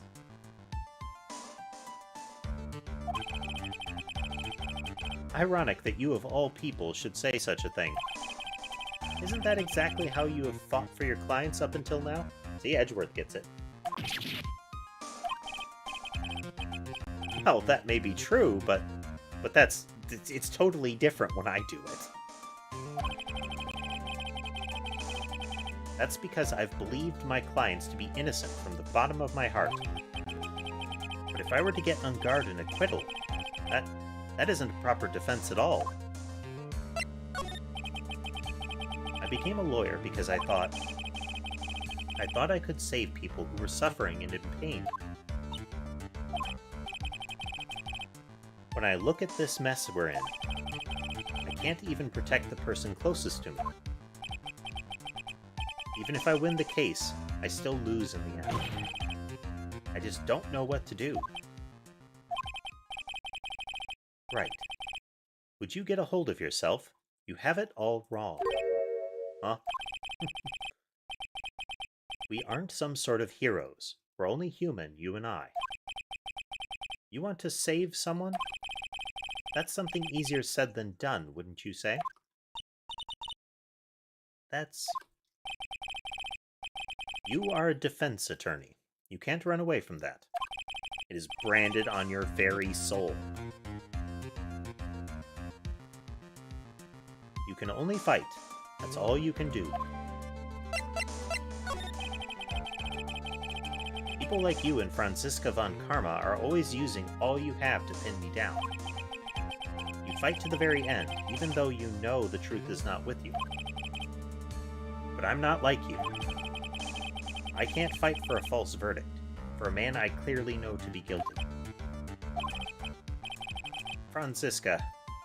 She fights for herself. The only thing she fights for is her perfect win record. That's all. And? Isn't that the same as you? Isn't that why you ran away a year ago? Because your precious win record was destroyed. You are so petty. I see. Now I understand why you despise me so.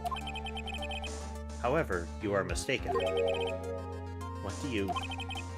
Thanks to you, when you sealed off my path to a perfect win record, I began to realize the error of my ways. I realized that things such as a perfect record were meaningless. What? I don't believe you. Are you saying that is why you left the prosecutor's office? But then, why? Why are you here now? The answer to that is something you will find out on your own. I have faith you will see it before the verdict is read tomorrow. But if you can't, then you will be powerless to change the ending of this story. Boy, when he gets angry, he looks really intense, doesn't he? Beep, beep, beep. Mr. Nick, the transceiver. Beep. I'm sorry for what happened earlier. Now then, Mr. Attorney, do you wager you can obtain an acquittal tomorrow? My. What is the matter, Mr. Attorney? I don't sense your usual anger this time. Tell me, please, why are you holding Maya hostage for Mr. Ungard's sake? Why are you doing this for that cold-blooded killer? Right. Please don't misunderstand things. He is my client. Don't toy with me. A man who hires an assassin is just as much a killer himself.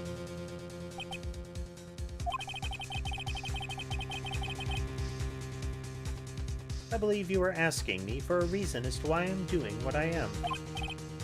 Yeah? This is what I like to call my aftercare. What the heck is aftercare?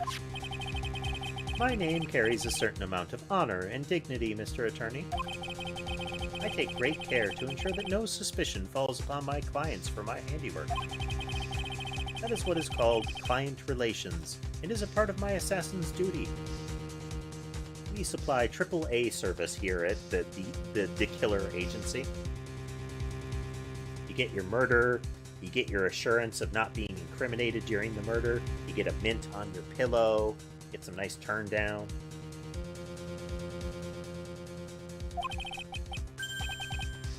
An assassin's duty? We were unlucky this time, and my client was arrested as a suspect. As a result, I did what I had to do to enlist your expert help, Mr. Attorney, and to ensure that you would do everything in your power to the very end. What is your name? I believe I told you once before.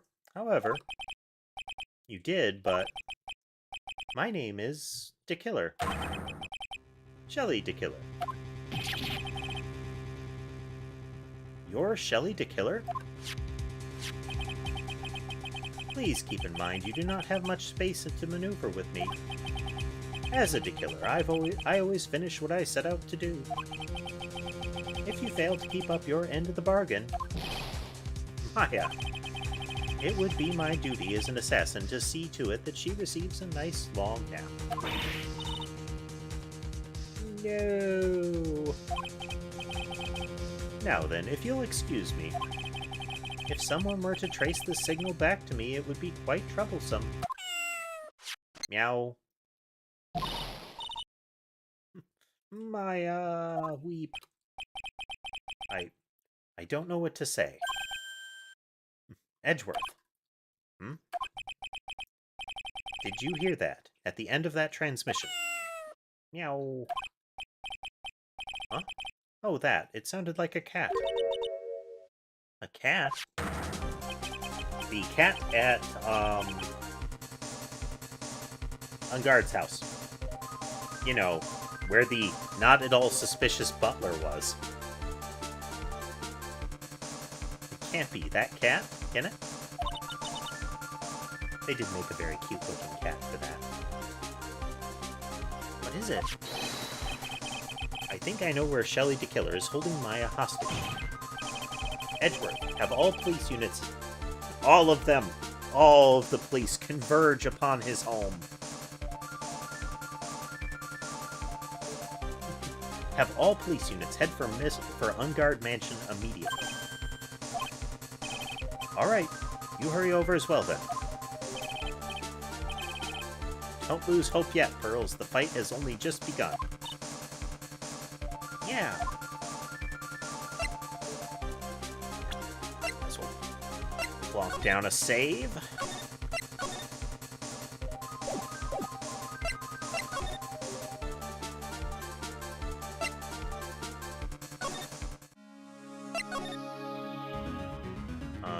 Okay. I think we have... Yeah, okay. No? Ah, here we go. Yeah, so you have to go to the lobby because the lobby is supposedly near the mansion.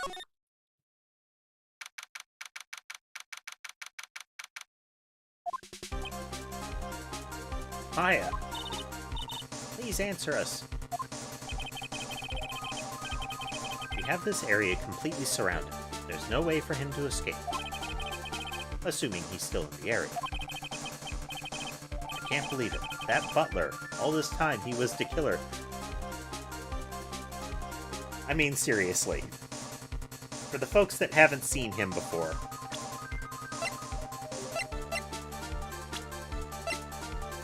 This guy. The guy with, like, the... You know, the almost like a skunk stripe, but a heavy witch's streak, a monocle, the butler outfit, the closed eyes, and the zipper scar down his face. You'd at least, like, immediately keep tabs on this guy.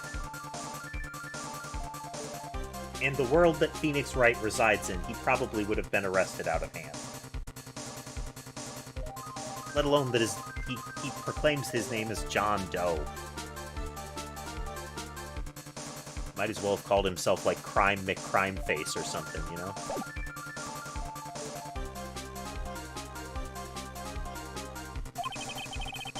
He and Ungard were working together all this time. I'm sure they had worked out a contingency plan ahead of time.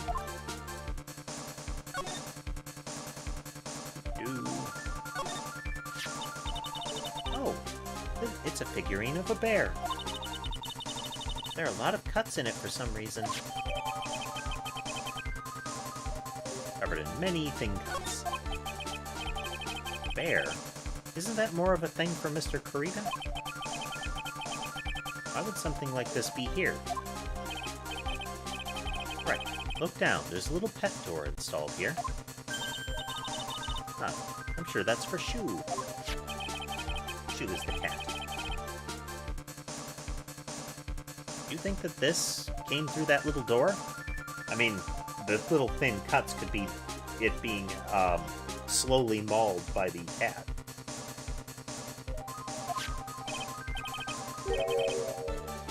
This door, it's locked. Well, I'm pretty used to breaking doors down by now. Let's go, Edgeworth.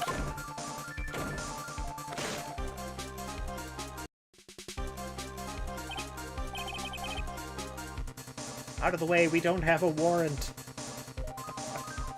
There's no one here. From the looks of this room, I would say this is Ungard's private lounge. Look at this, right? An antenna for sending and receiving radio signals into VCR. Check inside the deck. If there's a tape, it would be an important piece of evidence. If we're lucky, it'll have the moment the crime was committed recorded on it. I'm sorry, but the tape deck is empty. There's no tape to be found. No. But there's no mistake that someone used this to record something. Looks like someone took the tape we're looking for and escaped with it.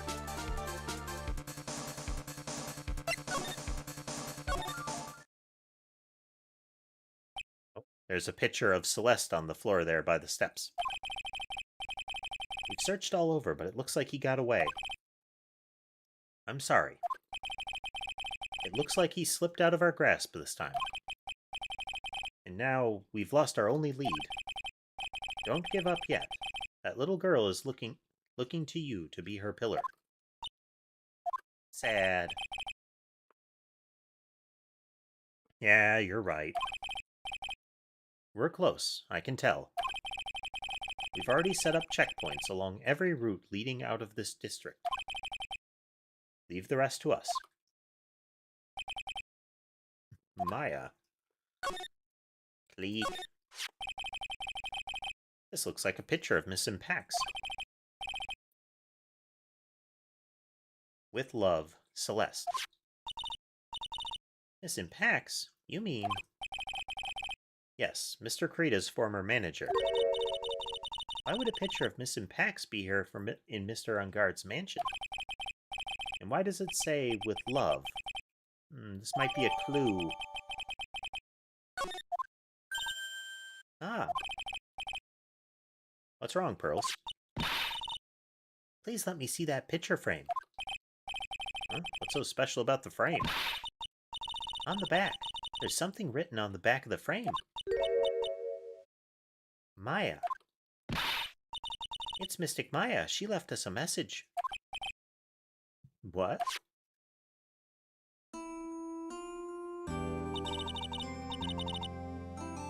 I thought you'd come. I knew you would. Now listen up. You'd better get Ungard a guilty sentence, okay? If you get that creepy slime bag and not guilty, I'll never forgive you. Ever. I will haunt you from the grave after the assassin who's forcing you to get a not guilty verdict kills me. I'm fine, so you don't need to worry. There's so much I want to write, but I don't think I have a lot of time left. Hurley, you're here too, right? Make sure you help Nick, okay? Someone's got to watch out for the helpless lunk. That's it for now, Nick.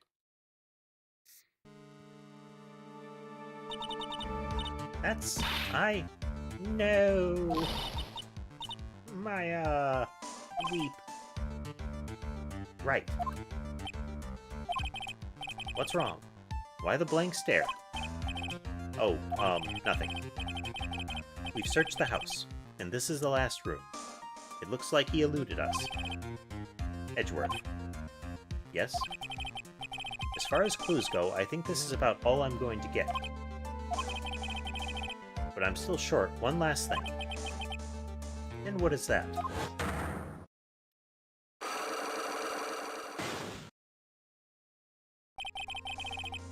Miss Andrews' psych-lock.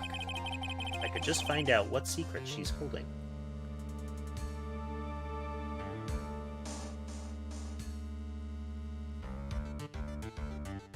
Beasley continues to slowly cook me here.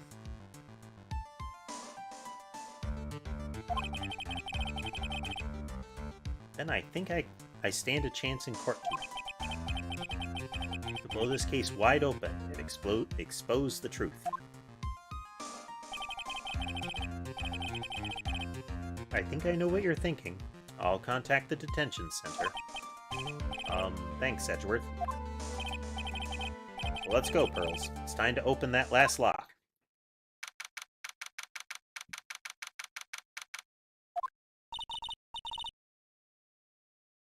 Save.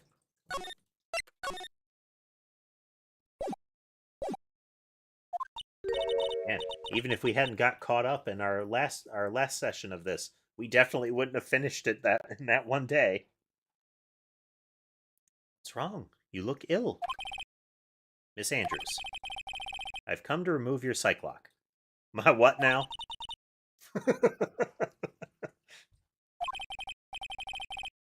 I want to know, and you will tell me. Your secret. Fine, go ahead. Try to break me if you can. Wow. Take that!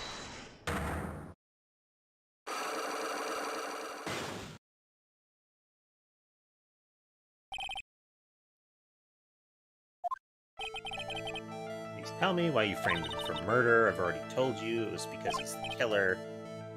I know you have a personal reason. You said revenge. Who was the revenge for? She's dependent. Somebody from her past. We've already been through all of this, so we go to here. Take that! Say it's about Celeste impacts. Caused such strong feelings, even revenge. It was for her suicide. What are you trying to say? She was Juan's manager. One who hit her note was also Juan, so what does this have to do with Matt? Right, you haven't mentioned him yet, but for you to hate Mr. Regard, it would mean that he must have some relation to Miss Impacts, which we have found a picture. We are getting there.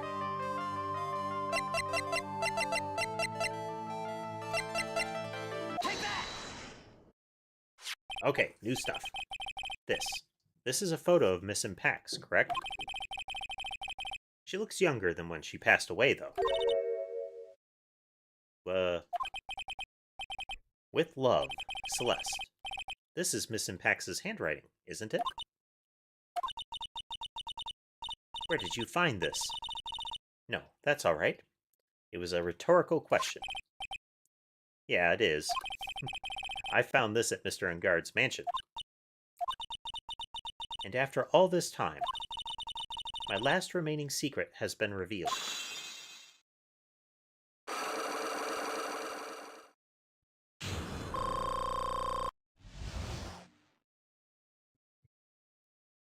Yay, it's like all the fail never occurred. Celeste.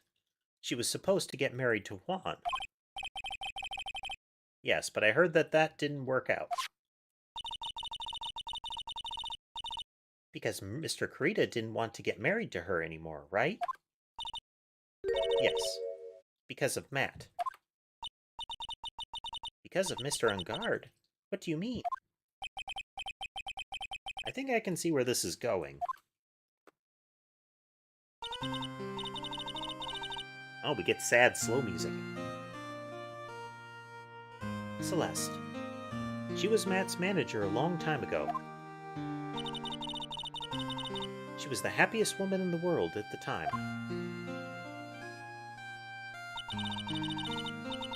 I was working part-time back then, and I often saw the two of them together.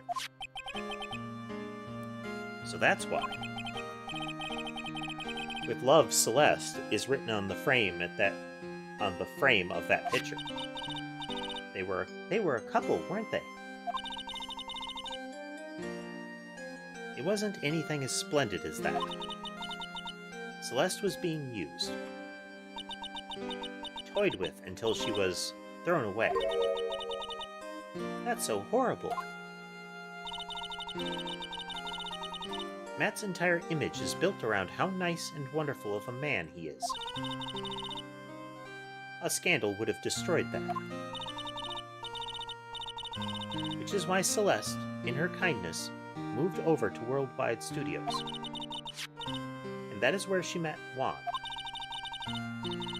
She seemed really happy with him, even happier than when she was with Matt. Celeste and Juan were such a good match that they were even planning to get married. And then, it was suddenly called off. On the night Juan called their marriage off, Celeste, she killed herself. And that's why I framed Matt, was revenge for Celeste and for myself.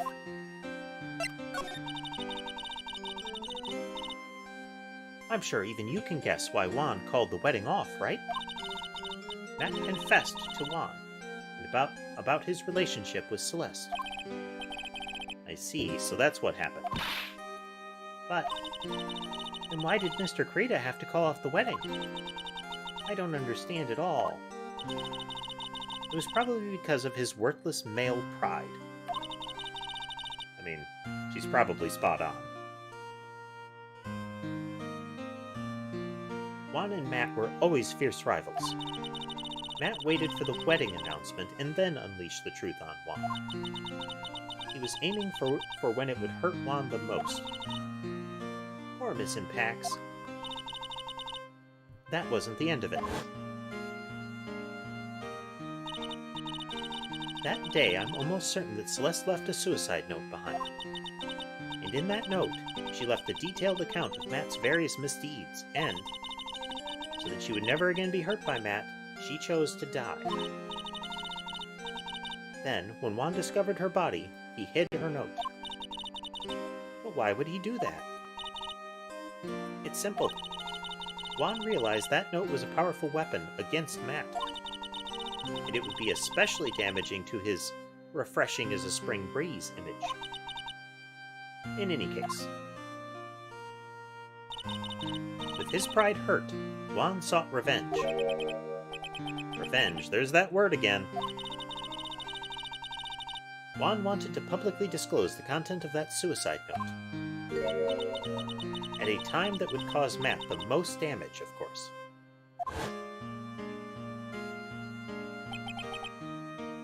And that was at the press conference after the stage show. I know all about it, because I heard it all from Juan. It was so I could find out about all of this that I drew close to Juan to begin with. They're quite a pair of hideous monsters, aren't they? Even Celeste's death was something for them to use in their game. That night when I found Juan's body, it was only natural that I thought the murderer was Matt. Those two were always spying on one another, after all. As for me, I was frantically searching for Celeste's suicide note. I wanted to destroy it before it ever went public. I was going to burn it. I'd even brought a lighter. But I couldn't find the suicide note, and that's when revenge crossed my mind. Yes, I was going to bring to them my own kind of cruel revenge.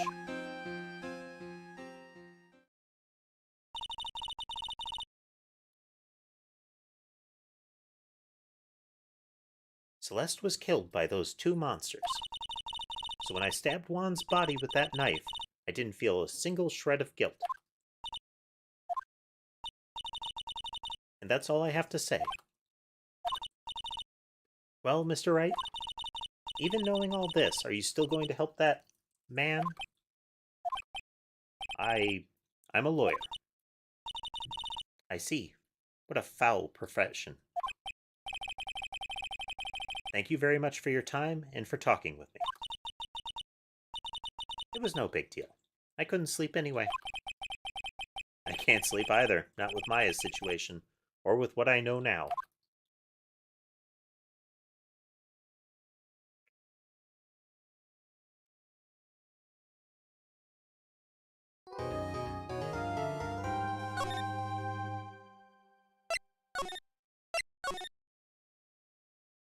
Part 4-1 of episode 4. Yeah, we were nowhere near done last time. Heavy breathing. How did I get in this mess? That's far enough. You can't run forever, Mr. Phoenix Wright.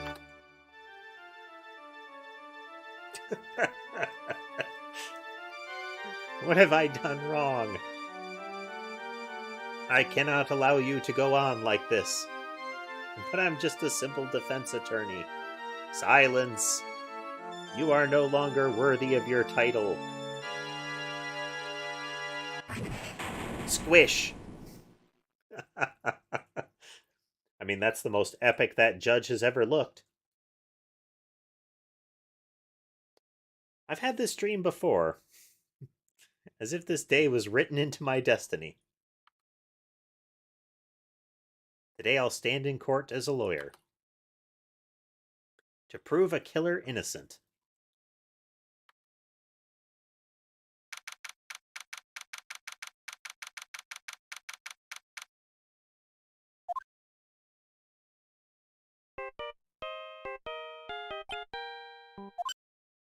Beep. Hello, this is Phoenix Wright. You don't look so well, dude. You're gonna prove me not guilty today, right? Beep.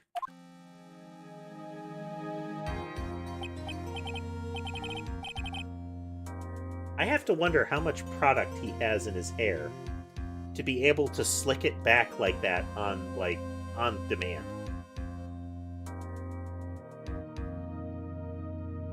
Because that's like a very different haircut that he can, like a very different style that he can form just by running his fingers through it. I mean, maybe that's actually what's in the snifter, you know? It's not actually like juice. It's actually like a really powerful hair gel. Because it's definitely not alcohol.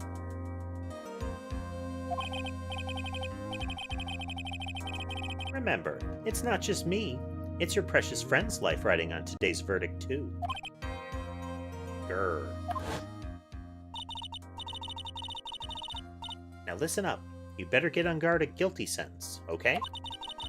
If you get that creepy slime bag and not guilty, I'll never forgive you. Ever. Maya. Phoenix. Phoenix. Poke, poke. Mia. Maya. How's Maya? I don't know. You don't know? She hasn't tried to channel me since yesterday. Mia, what am I supposed to do?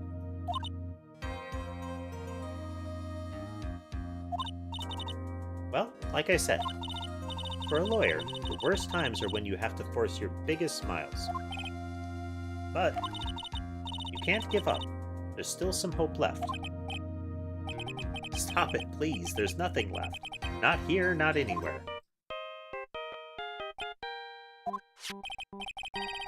Had a cursed on guard again. You leave me alone. Look, don't call me anymore. I mean it. Poor Gumshoe. You're really mean, pal.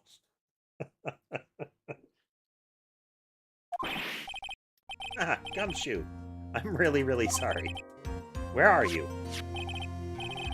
They let me join the investigation team, and we're chasing after the killer, pal. Then you have some sort of lead? Sorry, but right now we've got 0 leads on the guy. We're not going to give up. Gumshoe. Until the trial is over, until the verdict is handed down, we're going to do everything we can to find the killer. If we can get Maya out, then you can get on guard the guilty verdict he deserves, pal. That's true. I couldn't do that if they found Maya first. You got that? So you have to do whatever you can to make the trial last longer. I have to make the trial last longer?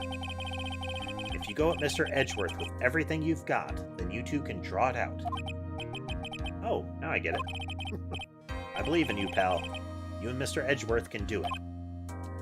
So, believe in us. We're going to give it all we've got, just like you. Thanks, Gumshoe.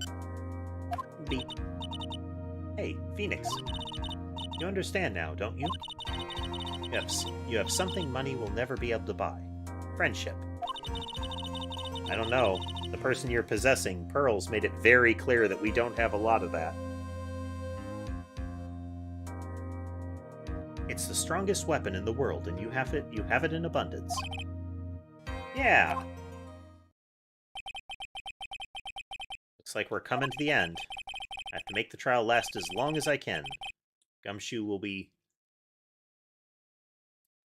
Weasley. Hey. Buddy. I would like to be able to see. I would.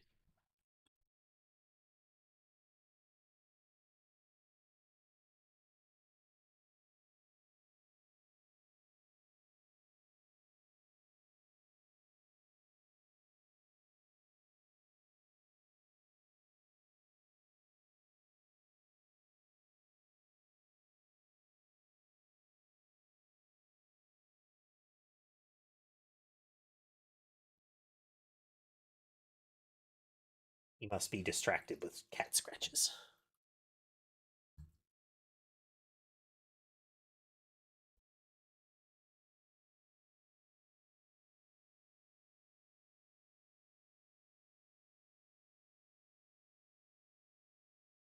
Gumshoe will come through. I know. Weasley had positioned his head to block most of that last sentence.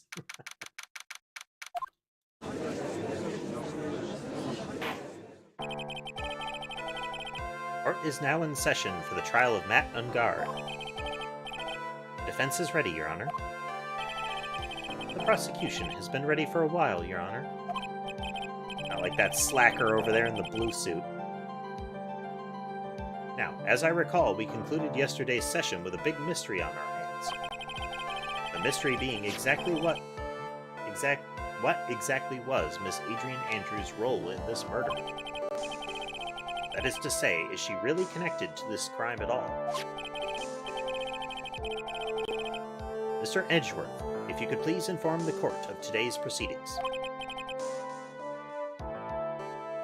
Adrian Andrews.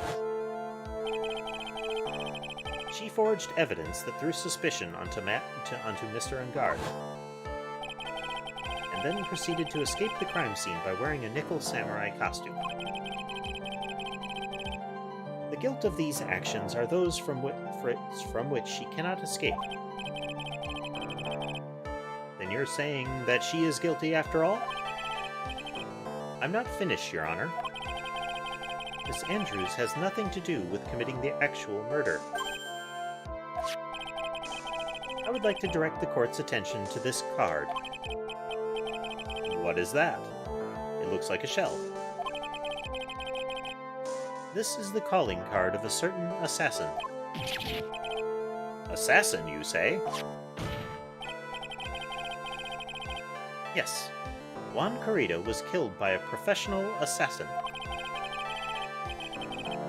And the person who hired this assassin, his client, so to speak, is Matt Ungard.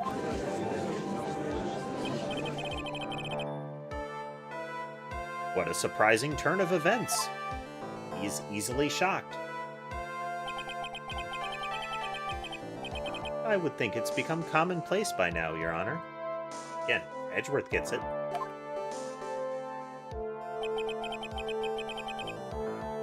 Sherbet passing through. Let's see how long he sticks around this time, you know? I know what's going on this time. So I know that everything Edgeworth has said is true. But we still have to hold out as long as we can. At least until Maya's safe and sound. I wonder how the trial will turn out today. Now then, please call your first witness, Mr. Edgeworth. The prosecution calls the defendant's mentor, Mr. Will Powers, to the stand.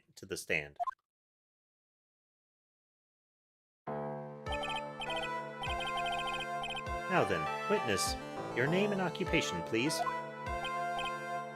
Okay. I'm, Will Powers. I'm a poor, underpaid action star. And what is your relation to the defendant? Well, that's... I guess I'm sort of a lousy mentor to him in a way. Yeah. Mr. Powers, please, you don't need to put yourself down so much. Oh, sorry. Well, I'm just kind of a nothing sort of guy. Wow. Powers has self-esteem problems. Like, after court, they need to get him a therapist, like, quick. On the night of the murder, you visited the defendant's room. Is this correct? Yes. I didn't know that. But you know, I didn't actually get to see Matt when I went. All you need to do is answer what you're asked. Now then, I would like you to please testify about when you went to Mr. Ungard's room. Okay, sure.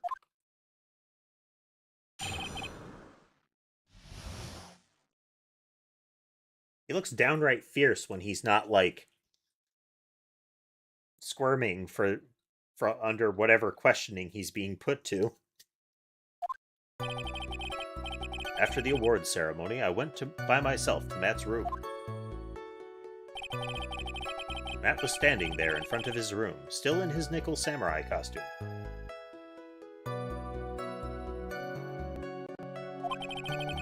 He was talking to someone.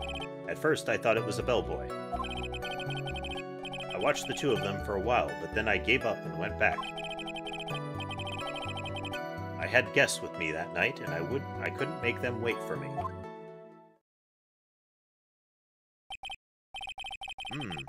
Well, nothing sounds out of place with Mr. Powers' testimony. And talking with the bellboy is no big deal. If one assumes that person Mr. Ungard was speaking with was an ordinary bellboy, what are you implying? Well, Mr. Wright, let's have your cross-examination, shall we? Looks like we're in another sticky situation. Huh? A trap. Can't you smell it, Phoenix? But for us to find out more, we're going to have to charge in head first, right? That's all Phoenix Wright is capable of.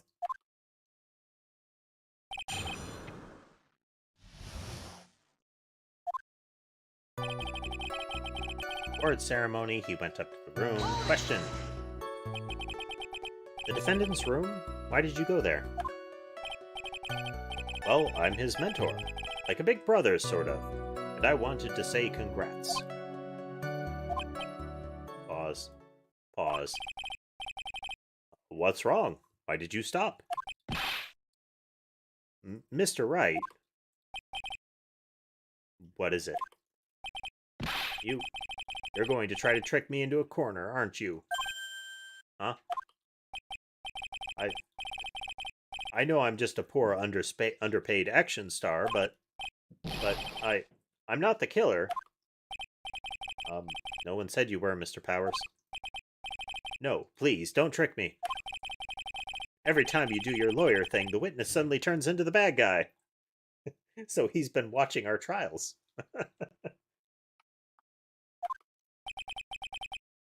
Every time?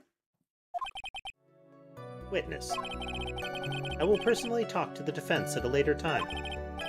So for now, please kindly cooperate and continue with your testimony. Sorry.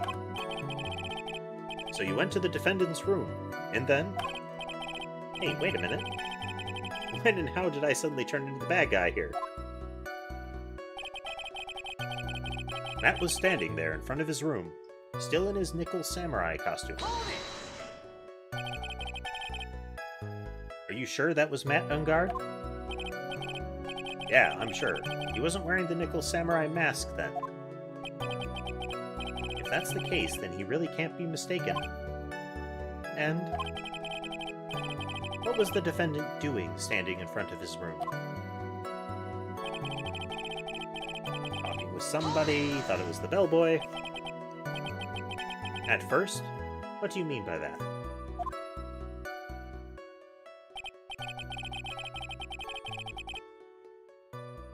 Well, he was in a bellboyish uniform, and he had a bottle of juice on the tray. Only juice. Sounds like an ordinary bellboy to me. Yeah, but I didn't think he was a normal bellboy. Because he had a monocle and a zipper scar down his face. And why was that? Why did I think that, Mr. Wright? How am I supposed to know? Sorry, I can't remember right now. Sorry. Guess I'm going to have to wait patiently on this one. Just the two of them, then gave up and went back. You saw the two of them, the bellboy and the defendant, together, correct? Yep. The bellboy just wanted to say congrats. Now, while you were watching the two of them, did you notice anything strange? You know, I did feel something weird. I think it was because Matt... Well, he gave the bellboy a tip. A tip? That's perfectly normal, right? So, how long did you watch the two of them? Not more than a minute or two, I think.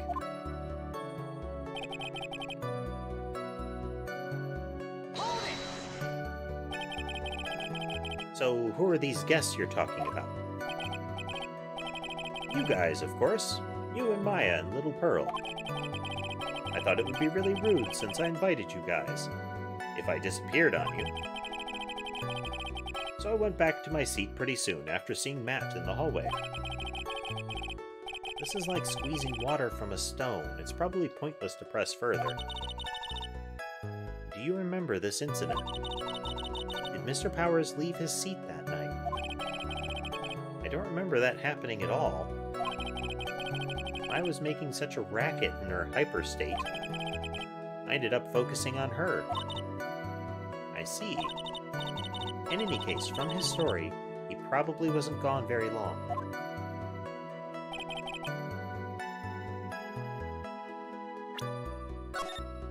Save. Nope, not there. We'll save here.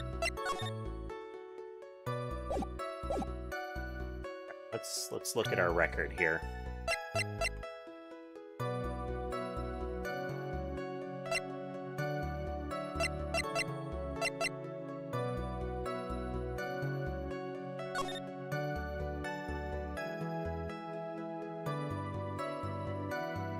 I've had to go far.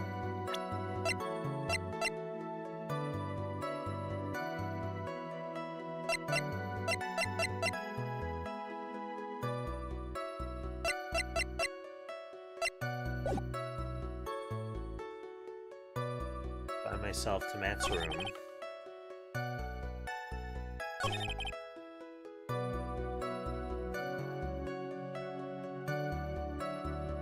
After the awards ceremony, he went by himself.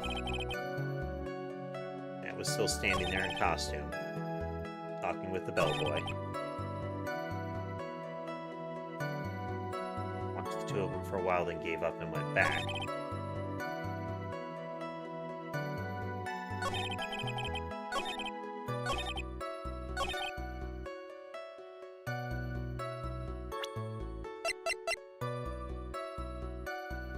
So he had these tickets.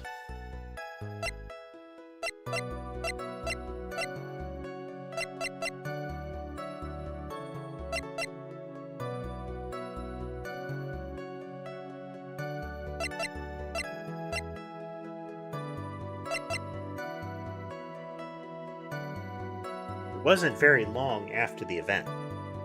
I thought the event ended at 8.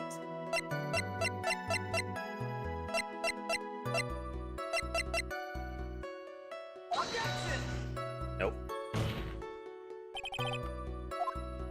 Statement is faulty. It is not. I have to penalize you. Load.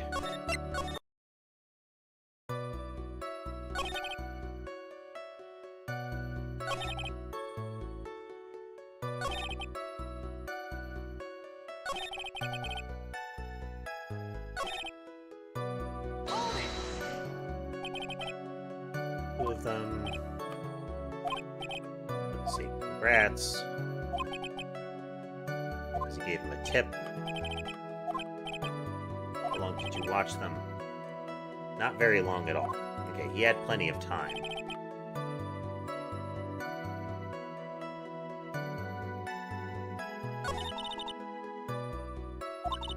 do not.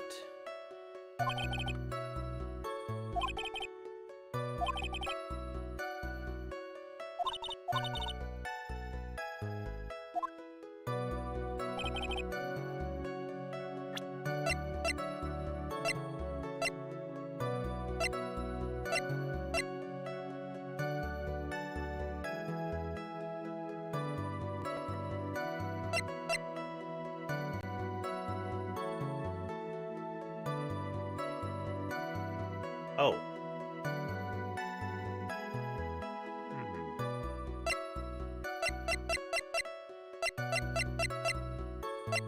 Well, we know the crime scene. Oops. I didn't mean to press that button. Load. Okay, so we know the crime scene.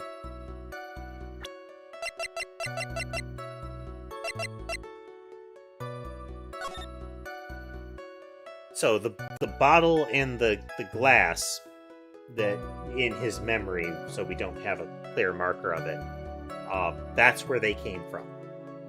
The juice bottle and the glass are on the plate in his memory.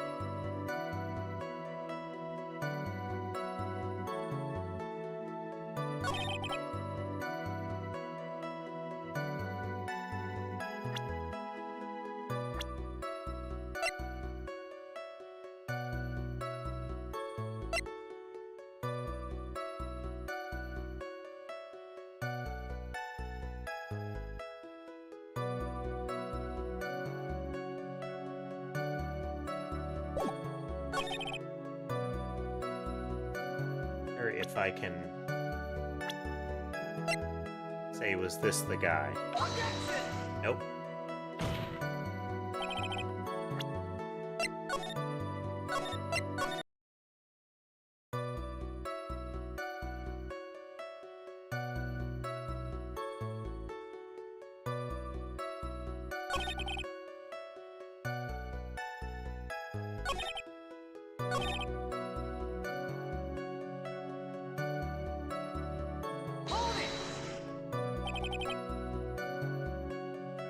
Together. Bellboy wanted to say congratulations. Did you notice anything strange? Something weird. I think it was because he gave the bellboy a tip. Why is that supposedly strange?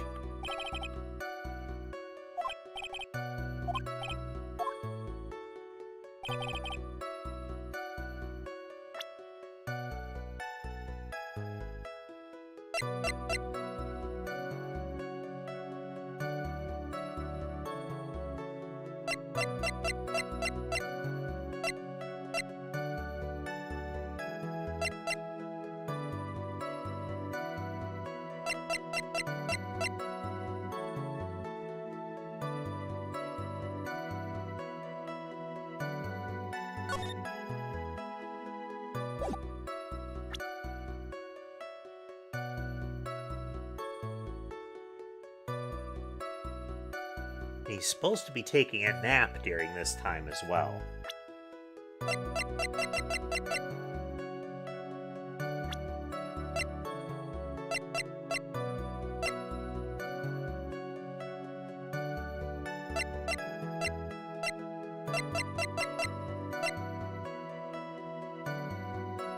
And he gave us these tickets. Why would he have to get back? Nope. This is one of those ones that I'm sure it's going to make sense once we do it.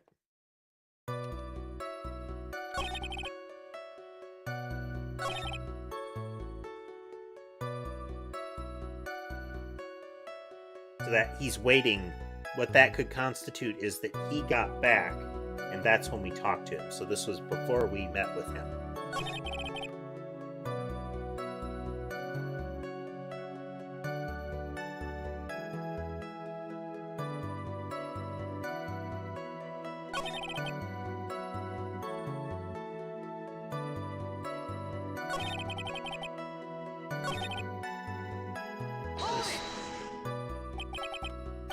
First, what do you mean?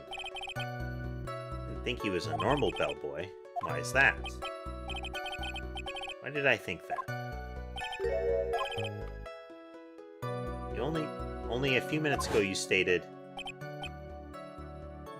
I did feel something weird. Okay, we had to keep poking him.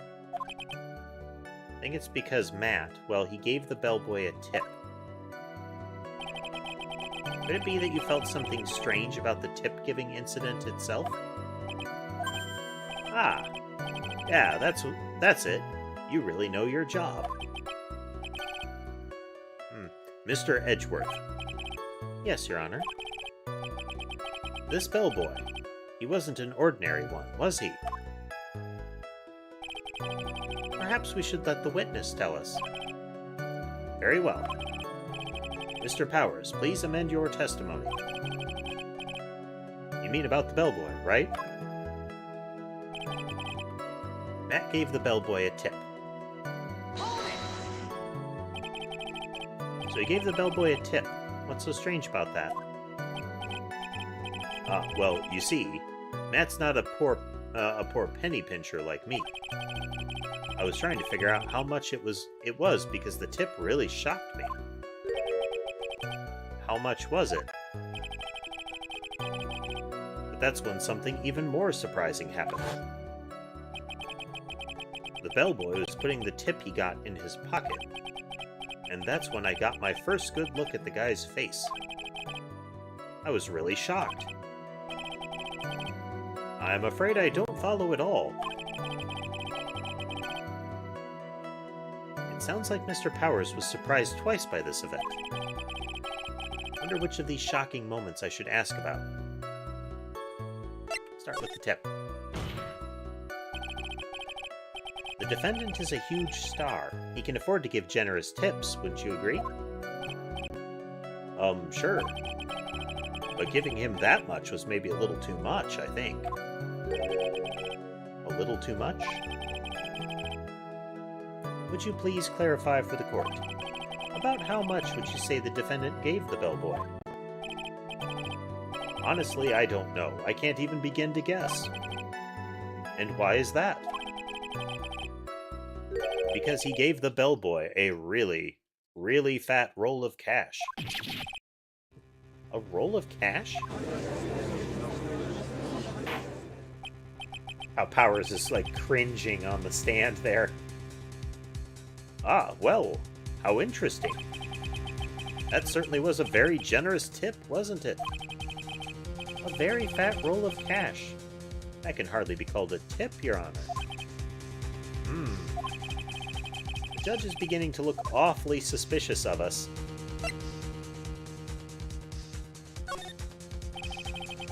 Nothing I can really object to here. I mean, who can argue that a fat roll of money isn't really odd? So supposing that roll of cash was not a tip, then what was it? Payment, Your Honor. Payment? Tap, tap, glare. Isn't it obvious? For the murder of Mr. Juan Carita. Then the bellboy the witness saw... Yes, he was the assassin.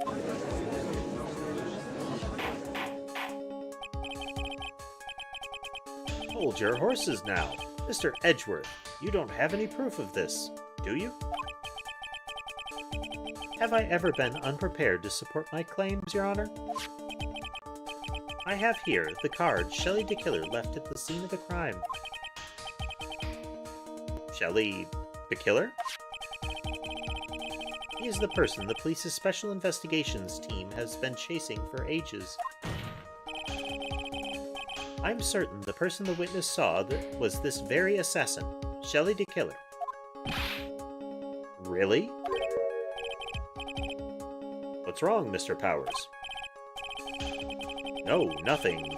Something just clicked in my head and I think I just figured something out. Oh? Actually, I saw that bellboy again later on that night. What? When the, supposed bellboy came to, fetch Maya. Like the, you've got a call, come with me. Mr. Powers, please testify. Tell us what you saw. Yes, sir, right away.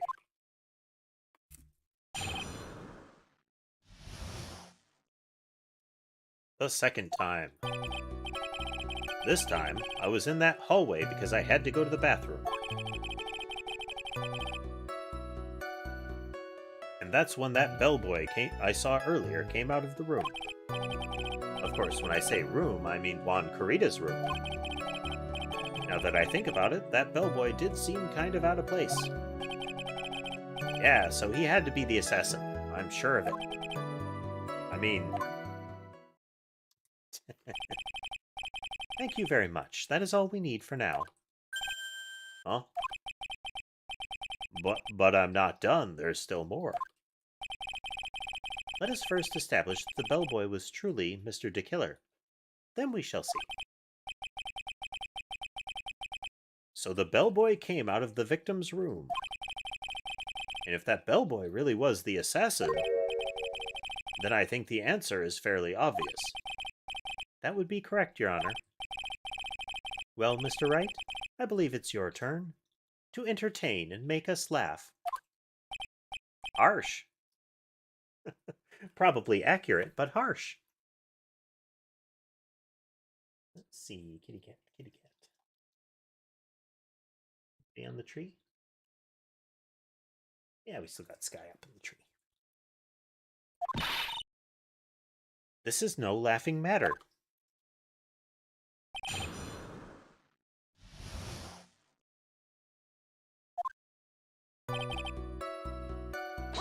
Bathroom. And what time was it? Well, I don't remember. The award ceremony ended around 8 p.m., right? And I went to Matt's room pretty soon after that, and then I came back. And then I went to the bathroom. So I guess maybe it was around 8:10 by that time? You're not one for details, are you, Mr. Powers? I'm sorry. I thought I could maybe catch Matt and say my congrats.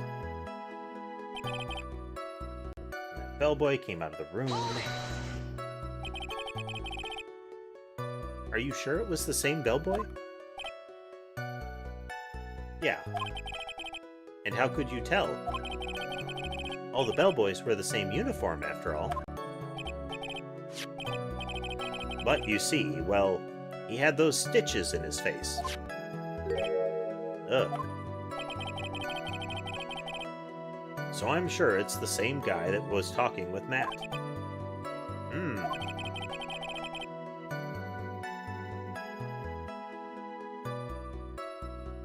So which room did the bellboy come out of?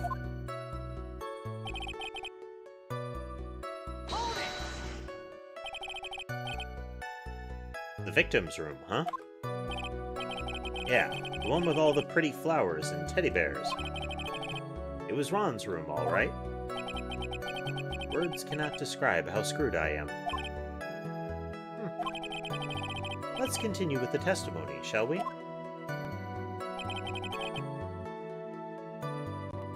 Now that I think about it, that bellboy did seem kind of out of place. So what exactly was so out of place about him? Right. Why the insipid grin? Maybe because I have no idea what damaging thing he's going to say next? Well, the bellboy was empty-handed. Empty-handed? That bellboy was one of those room service people, right? But he wasn't pushing a cart, and he wasn't holding a tray, either. call that a little strange too, wouldn't you? I agree that is a bit strange, Mr. Powers. But is it really that unusual for a bellboy to be empty-handed? What should I do? Should I let Mr. Powers' testimony slide, or try to pull a fast one? Let's keep going. You're right. I think it's pretty unusual, too. I thought you might think so.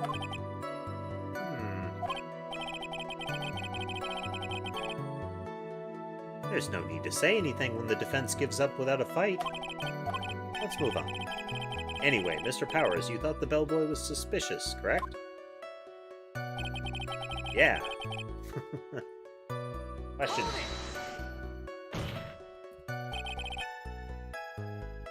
Please don't be so quick to judge. But it's kind of a Powers family thing. Think of every person as a thief. Wow. Might be part of his self-esteem issues that he's been showing already. Well, I guess a thief and an assassin are both sneaky and silent. That's not the point, Phoenix. In any case, if that bellboy was the assassin, it would be very bad for us. But he really is the assassin, you know? Yes, but you can't give in yet.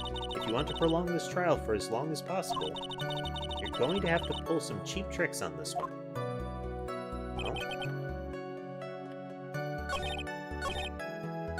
Rita's room did seem kind of a good place. So the place about him. Empty-handed. Service people wasn't moving the cart. A little strange. Does seem strange. Is it really strange? Sure. There's nothing strange or unusual about an empty-handed bellboy. But there really, really is. There really, really isn't. If you two are done being school children, bellboys are for room service. There's no reason for them to be empty-handed, ever. Your Honor, I ask that the witness's previous statement be supplanted with this new one. Edgeworth, what are you going to do whatever you can to make the bellboy look suspicious? I see. Very well, this court recognizes and grants this prosecution's request. Mr. Powers, if you could amend your testimony, please. Yes, sir. I thought it was kind of strange for a bellboy to come out of a guest room empty-handed. So you're saying that it's suspicious for him to be empty-handed? Yeah, really suspicious. I mean, when I first saw that bellboy, he was holding a tray in his hand. And there was a bottle of juice and a wine glass on it. Juice? What kind of juice was it? I'm pretty sure it was tomato juice. If we could come up with some sort of reason as to why he would come out empty-handed, some sort of proof, then I think we can dodge a bullet.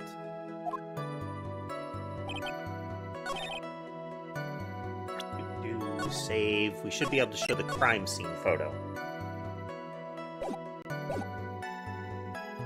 Ab.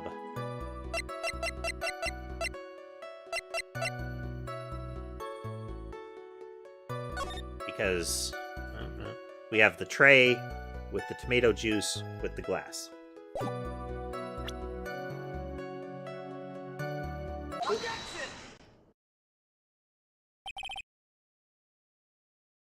Mr. Powers. Yes? You're easily influenced by other people's words, aren't you? As soon as you heard the bellboy might have been the killer, you got caught up in believing it must be true. But, isn't he really suspicious? He's got all those stitches and... So, a baseball has stitches. This has nothing to do with baseball, Phoenix. Are you saying all baseballs are suspicious because they have Stitches? That's a... I mean, even for Phoenix, we are leaping over conclusions, well beyond conclusions, crossing the horizon. Your Honor, the witness clearly is prejudiced against baseballs.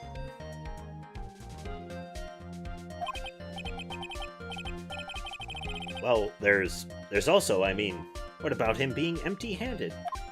I would like to ask the court to please take a look here.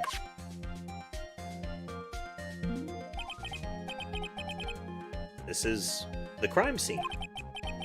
There's a wine glass sitting next to Mr. Kreda's body. The liquid inside this glass is tomato juice. And now, if you would look to what's on top of the table in the lower right corner here, anyone can clearly see that this is a tray with a bottle of tomato juice on it. You can tell by the giant tomato and the label. Not any text, and clearly not any indication that it would be anything alcoholic. The bellboy had just brought this to Mr. Kreda's room. He left the tray in the room, which is why he was empty-handed when he left. But that would mean the bellboy had seen and left a dead body in the room. Ah, but can you prove that Mr. Kreda was already dead at that time? Mr. Edgeworth. Yes. I blame you for leading me down this route. I'm terribly sorry. What is with him? Why is he laughing? Witness. Isn't there one more thing you would like to share with us? Is there? The bellboy was empty-handed. Or should I say, empty-hand-ed. I recall you had something interesting to say about his hands. Oh, yeah, I almost forgot. Huh? What? That bellboy, he was wearing gloves. Gloves? Yeah, pitch black, leather ones. All the other bellboys don't wear gloves like that, right? Black leather gloves. Why didn't you mention them earlier? Sorry, it slipped my mind.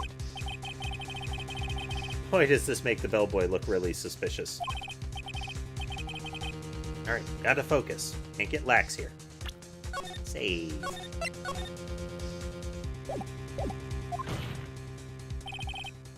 So what if he had gloves? A lot of bellboys wear gloves. Come on, Mr. Wright. That bellboy was wearing black leather ones. So, a football is made of leather. Are you saying all footballs are suspicious because they're made of leather? Phoenix is going down this this very particular sports ball path here, and I'm kind of curious where it's going to end.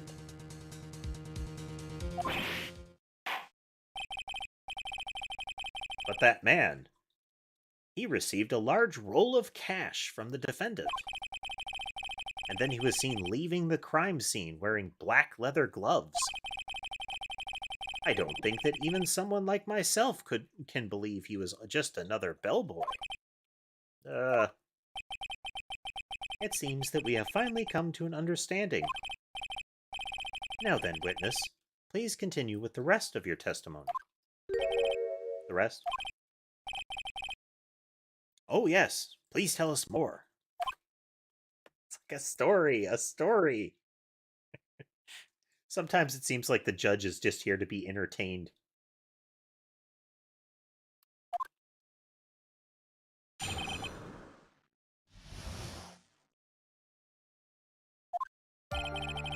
After leaving Juan's room, the bellboy went and knocked on Matt's door, just like that.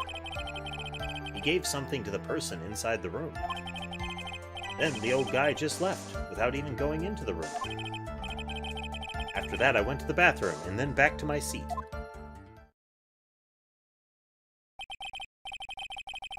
So the bellboy, after leaving the crime scene, next went to the defendant's room.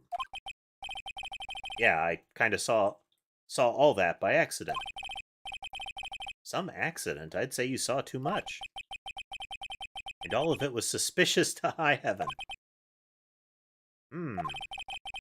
I think it's safe to say that we can no longer consider this bellboy to be normal. Now then, let's get started, shall we? Mr. Wright, your cross-examination, please. Yes, Your Honor.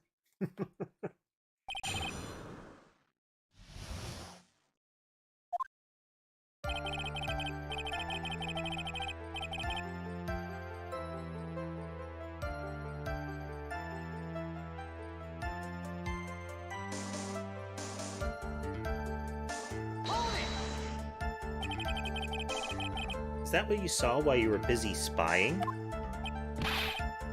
Excuse me? I may be a poor, underpaid action star, but even I wouldn't stoop to spying. Well, I think the point is where did you watch all this from, Mr. Powers? Oh, from the door of the bathroom with my left eye and a sort of sneaky spy-like. I knew he was spying. Please, does it matter if he was doing it over or underhandedly? What did the bellboy do next? That's all I care to know. Gave something. I said hold it. Okay. That's better. What kind of statement is that? Please elaborate and give us a few more details. Oh, okay. Should probably ask him only one question at a time. Tell me about the something. He gave something to this person? Yeah. And what was this something? If I remembered what it was, I wouldn't have be calling it a something, would I? But this implies that something was removed from the scene of the crime. Are you sure you really can't remember, Mr. Powers? I think it was something kind of small. This is an incredibly crucial piece of information.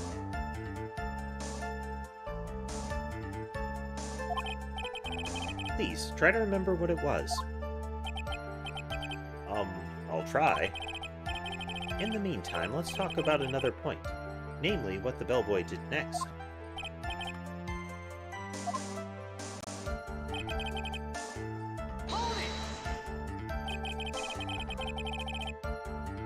Where did the bellboy go after he left Mr. Ungard's room? He opened the door to I think it's Viola Hall. He went in there, and who knows after that, right? I do. After that, I went to the bathroom, and then back to my seat.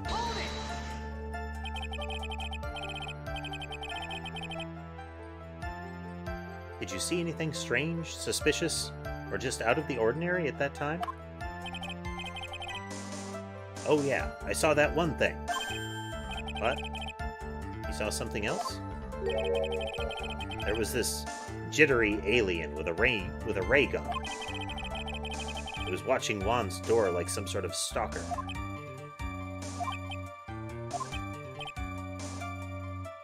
I think we can forget about the alien. Well, Mr. Powers' testimony just now was just as vague as his first. It's a little troublesome, isn't it? But I'm sure if you press him enough, everything will become clear. Just makes it harder on us, doesn't it? Lose-lose situation. Okay.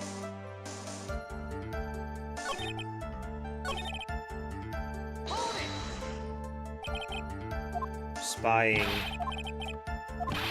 But even I wouldn't stoop to spying. Well, how were you watching this? From the door of the bathroom, with my left eye in a sort of sneaky, spy-like...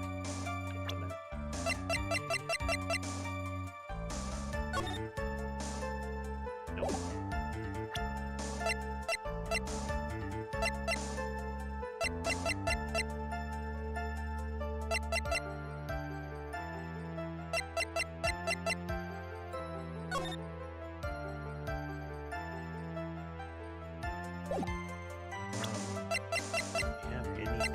show us the hallway? Wait.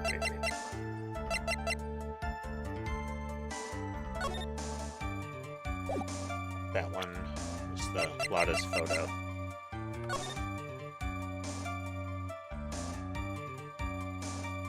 Okay, so this is Juan's door there with the samurai leaving it. We have a door there. So this would be the that one is either the entrance or the restroom target. And I thought you could see the signs for the restroom from the other side. So let's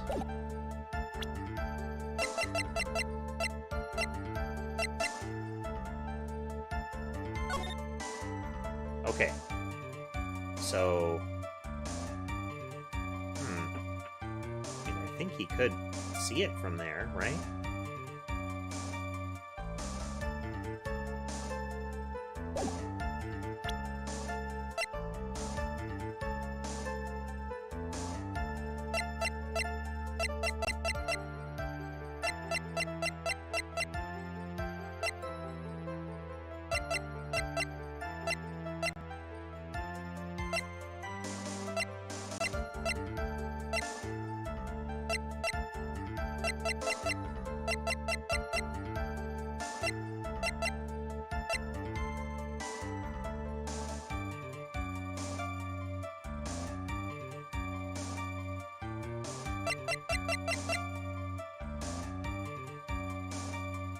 So this was the hallway right after the murder,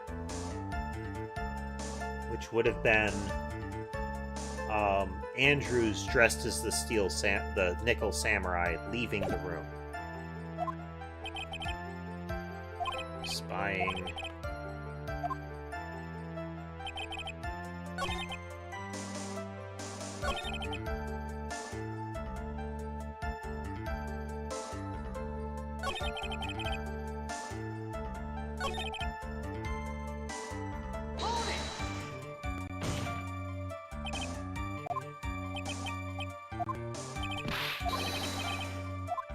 Elaborate. Okay, we can ask him about the person this time.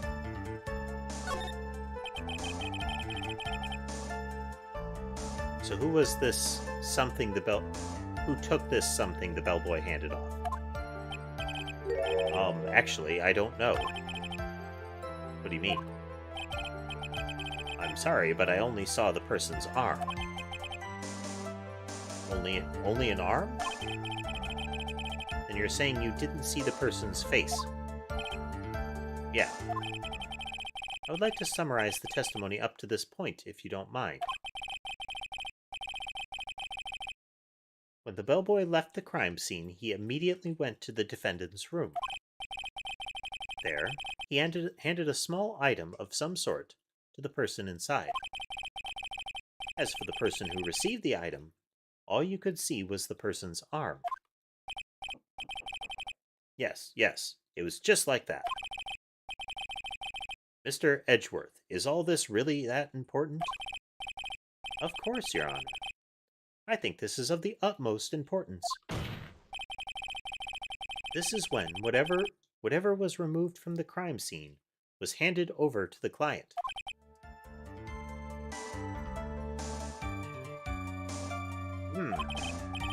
Mr. Powers, please try to remember what it was the bellboy handed off. Well, let's see. I think it was... No. If you remember, please add it to your testimony. Yes, sir.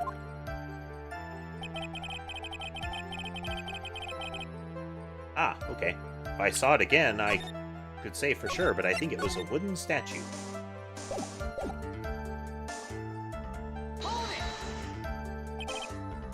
A statue? Yeah, it kind of looked like one, I guess. If I saw the actual thing again, I'd probably remember, you know? Looks like for this trial to proceed, I'm going to have to come up with whatever this statue thing is and show it to him. You're going to have to trust your instinct on this one and take a chance, Phoenix. Well, Mr. Powers, let's continue with your testimony. What did the bellboy do after that? Which we're not going to care about because we're going to throw a wooden statue at him. Smack!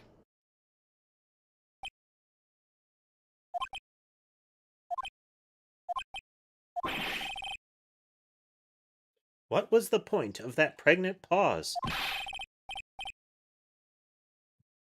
Where did that objection come from? Well, speak up. It was me, Your Honor. What is it, Phoenix? I have a feeling that something bad is going to happen once I show this. Mr. Wright, if you have something to say, please spit it out. Yes, Your Honor. Okay, Phoenix, deep breath. Mr. Powers, the something you saw, was it this item? Oh, hey, that's it. That's the something. Wow, Mr. Wright, you really figured it out. If I recall, we found this at Matt Ungard's mansion. At the defendant's house?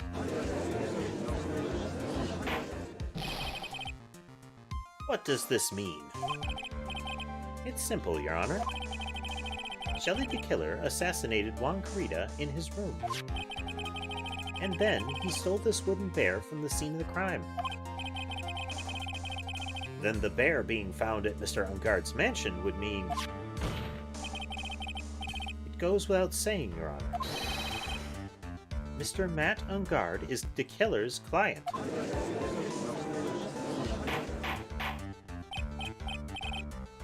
I said order!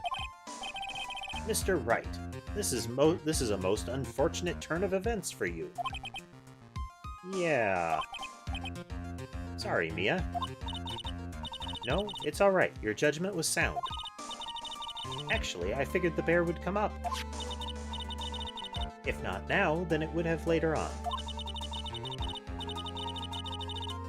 Even if you hadn't shown it to the court, I'm sure your friend Edgeworth would have.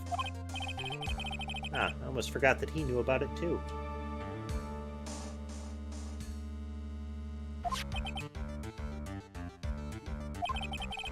I think it is clear that there is no need for us to continue this trial. Can't let this happen. I have to do something. There has to be something we've overlooked. Save. Hopefully don't regret that. Your Honor, a minute, please. Yes, Mr. Wright? There's still a few points left that we have not fully explored. What are you trying to pull? Oh, well, we can't have that. All right, Mr. Wright, what questionable point would you like to explore further?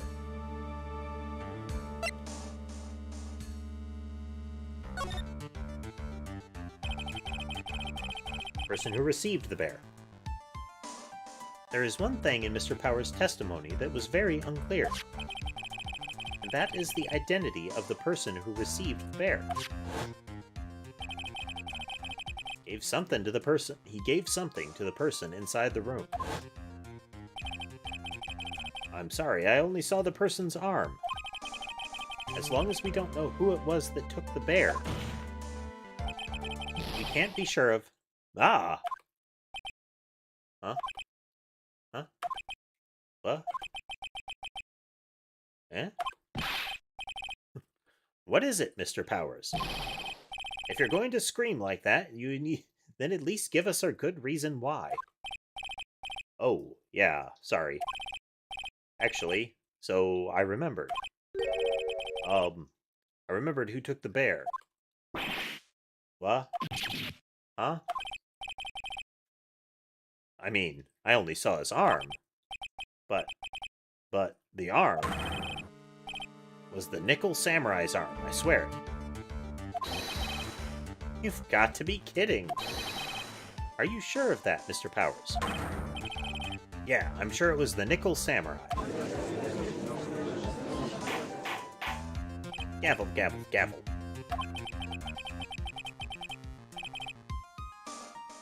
It looks like you've dug your own grave, yet again. How many times is that today? I've lost count. So, the person who took this little bear was the Nickel Samurai. And, as we all know, Matt Ungard is the Nickel Samurai. Thanks to the defense, we've made that all the clearer. What am I supposed to do now? Mia, help!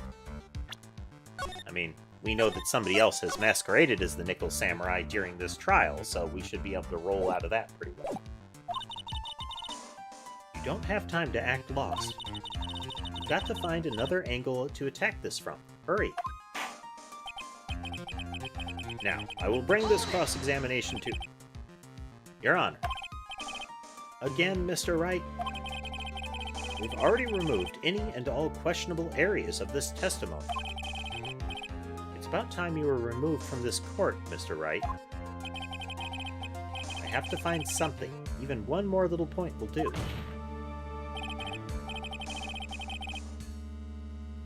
There are still questions left unanswered. What are you trying to pull? Oh, well, we can't have that. All right, Mr. Wright, what questionable point would you like to explore further?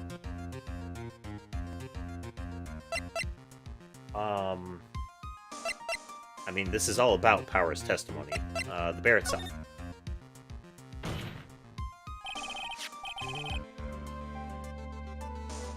I don't feel like the bear is very questionable, but let's roll with it. I think it's fairly obvious that the bear itself is very questionable. The bear, Mr. Wright? This was found at Mr. Ungard's mansion.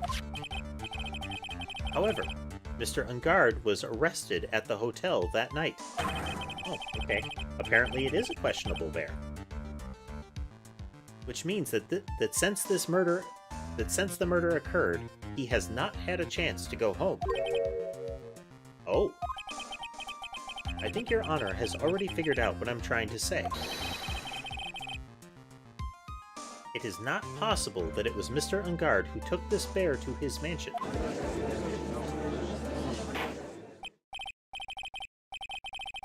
Why, that's very true. We didn't consider that point, Mr. Wright. There was no way, time-wise, for the defendant to have taken this bear home. Ooh, disaster averted. You haven't gotten the best of me yet, Mr. Wright. Huh? I remember it clear as day. I remember what you muttered to yourself at Mr. Ungard's mansion. We have this area completely surrounded. There is no way for him to escape. I can't believe it. That butler, all this time, he was the killer. The killer and Ungard were working together, so to speak. And the killer was hiding at Ungard Mansion as its butler. What? A bold move. The bear figurine was brought back to Ungard Mansion by the killer himself.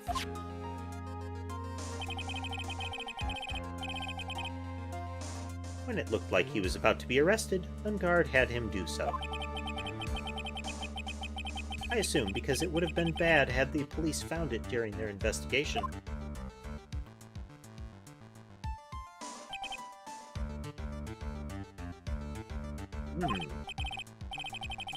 Well, Mr. Wright, you've been quiet for a while now. This is too much. Isn't there anything I can attack at all? I think we've heard enough. We now know why this bear figurine was at the defendant's mansion, as well as who it was that received the bear from the assassin in his room. Well, we only know that somebody in a Nickel Samurai costume received it. Everything has become very clear. The client, who hired the assassin to commit the murder, was Mr. Matt Ungard. I see no reason for this trial to continue. Therefore, I will hand down my verdict. Thank you, Your Honor, for your understanding. You see, Mr. Wright, you could not win against the truth, could you? I knew it would turn out this way. After all, what Edgeworth has stated is the truth. Any last objections, Mr. Wright? Well, do I? What should I do? Objection! Object! Flail! There's only one way for me to drag this trial out. The only thing I have left to do is this one dirty trick. Your Honor. Right now, we have these two reasons to believe my client is the assassin. My client is the assassin's client. Reason number one. He accepted the bear figurine from the assassin. Reason number two. That very same figurine was found at Ungard Mansion. However, it's possible this is all the work of a certain other person. What are you saying?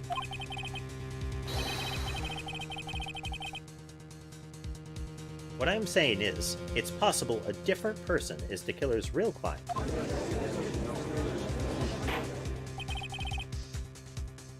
The real client? Yes. Is that all you have? Now then, Mr. Wright, let's hear your theory. Who do you say is the killer's real client, and therefore the real murderer? Adrian. Take that! Adrian Andrews? Yes. We already know that she tried to frame Matt Ungard for the crime by wearing a spare nickel samurai costume. Ah. Then the nickel samurai's arm that nickel samurai's arm that I saw, that could very well have been Miss Andrews.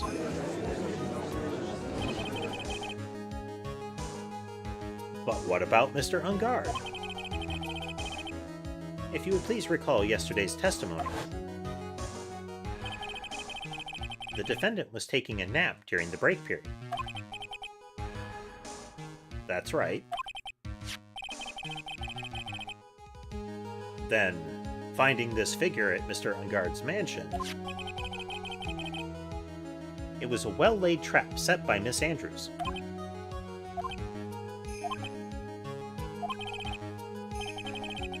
Mr. Edgeworth, what is your opinion on this?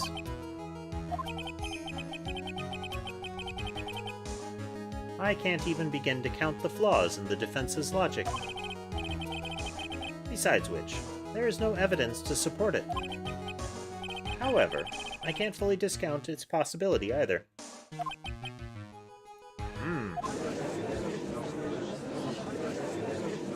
What is with this trial? Come on, anybody can tell Ungard did it. I can't believe the defense would go so far as to pin the guilt on someone else. Yeah, unbelievable. It's not something petty, it's murder of all things. This is to save Maya. This is to save Maya. Ignore the angry mob that's going to come for me after this. Even if the whole world turns against me, this is one fight I can't give up on. Order. All disruptive parties will be forced to leave the courtroom. Your Honor. For the benefit of the defense, I'm willing to play along with his what-if game. His what-if game, Mr. Edgeworth? The prosecution is prepared to challenge the defense's theory. Mr. Wright, even you must have thought it strange and wondered... Plonk down a save here because we're probably going to have to counter something soon. Why would the criminal want this little wooden bear? He's right. The killer did specially bring that bear to Ungard right away. Why do you ask? Is there something special about it? Absolutely. And I'm sure that once the court knows its significance, the true killer's identity will become crystal clear. Your Honor, the prosecution calls upon a witness who will clear all doubts against Mrs. Andrews. And who would that be? It's quite simple, Your Honor. Miss Adrian Andrews herself. Shot. Butter. I see. Well then, the court will take a short 10-minute recess. The prosecution will prepare its witness in that time. Yes, Your Honor.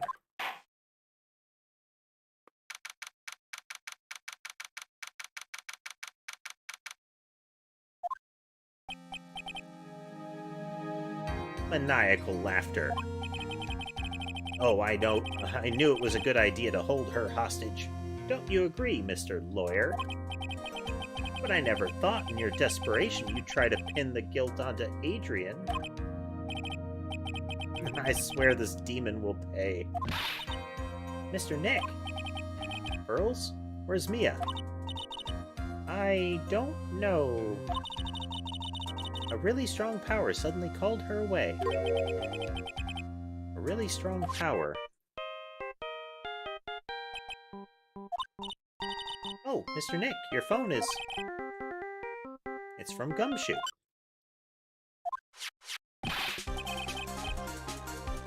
How's it going? Have you been hanging in there, pal? Yeah, sort of. We just barely found something to latch onto. That's good, pal. What about you? Anything yet? Have you figured out where Killer and Maya are? We still don't have any leads, but... What? We don't have any more time.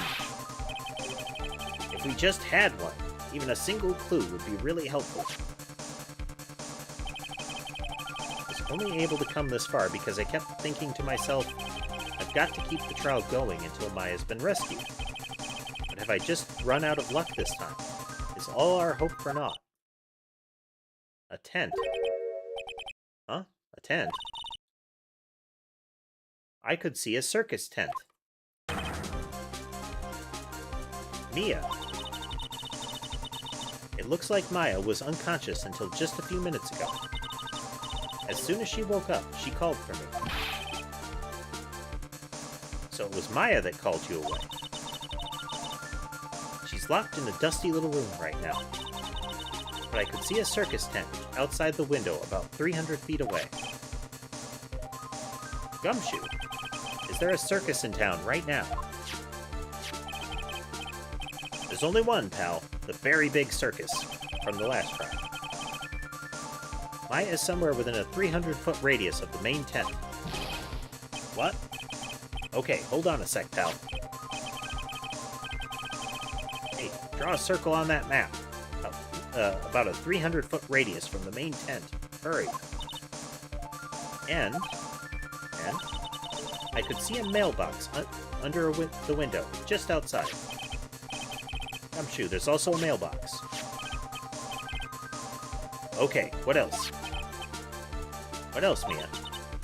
I'm sorry, but it was a very small window. I couldn't see anything else. It felt like I was in an old office building. Maybe the 3rd floor or so. I heard her. An old office building. Good stuff, pal. Okay, just hang in there. Just a little longer, pal. Wish us luck. Good luck. I'll call you later, so don't let your battery die. Okay, pal?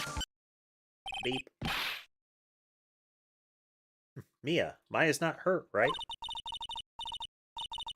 She's in a pretty bad state, Phoenix. She's being starved. Please hurry. I mean, it's going to be uncomfortable for her, but it's only been a couple of days at least. Looks like we're out of time. Are you alright, Phoenix? It's only a matter of time before Maya's rescued. I can do this. I just have to make this trial last a little longer.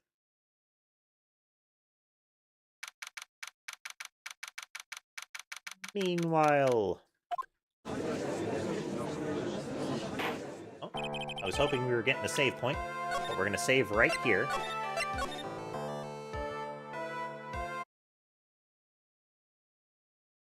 Then we're going to cut over because we gotta make a stopping point somewhere, folks. And here's as good a place as any. Well, I hope everybody enjoyed themselves tonight. We did run a little bit longer. I was hoping to find a spot like this a little sooner. But we're here now, so we can break off here. Like I said, this is a lot more than anticipated. I had hoped, like, I think it was last week, to get through this around Saturday-ish or so. But there's no way we weren't going to get this far. And we're not even done yet still. We're probably going to keep going with this at least on a weekly basis. Maybe not more than that. This is a very particular playstyle, and if for no other reason, it's good to rest my voice because doing voices slows me down, or at least makes my throat sore. And it's good to have a break from that. And I also committed to doing the voices in Phoenix Wright, and I have to. I'm going to mitigate my self-inflicted suffering there, you know? Let's see. Oh, hey, Ember reclaimed her little throne there. Again, I hope everybody had a good time tonight. If you do have any comments or suggestions on the games we've been playing, or just general feedback on the streams, feel free to swing by the Discord and let me know. If you'd like to see any of the other content I make, such as the shorts I upload from this, or to see prior streams, you can swing by my YouTube channel. I do mirror the shorts over to TikTok as well. And if you feel like doing some additional support for the channel, you can do so through Patreon and Ko-fi. All of those channels are Newt Mechanist. Same name across them. But again, I do want to thank everybody for showing up to the channel and watching with us tonight. I really appreciate it. And I will see you again on Monday. I'll be getting a new schedule up sometime tomorrow. So good night, everyone.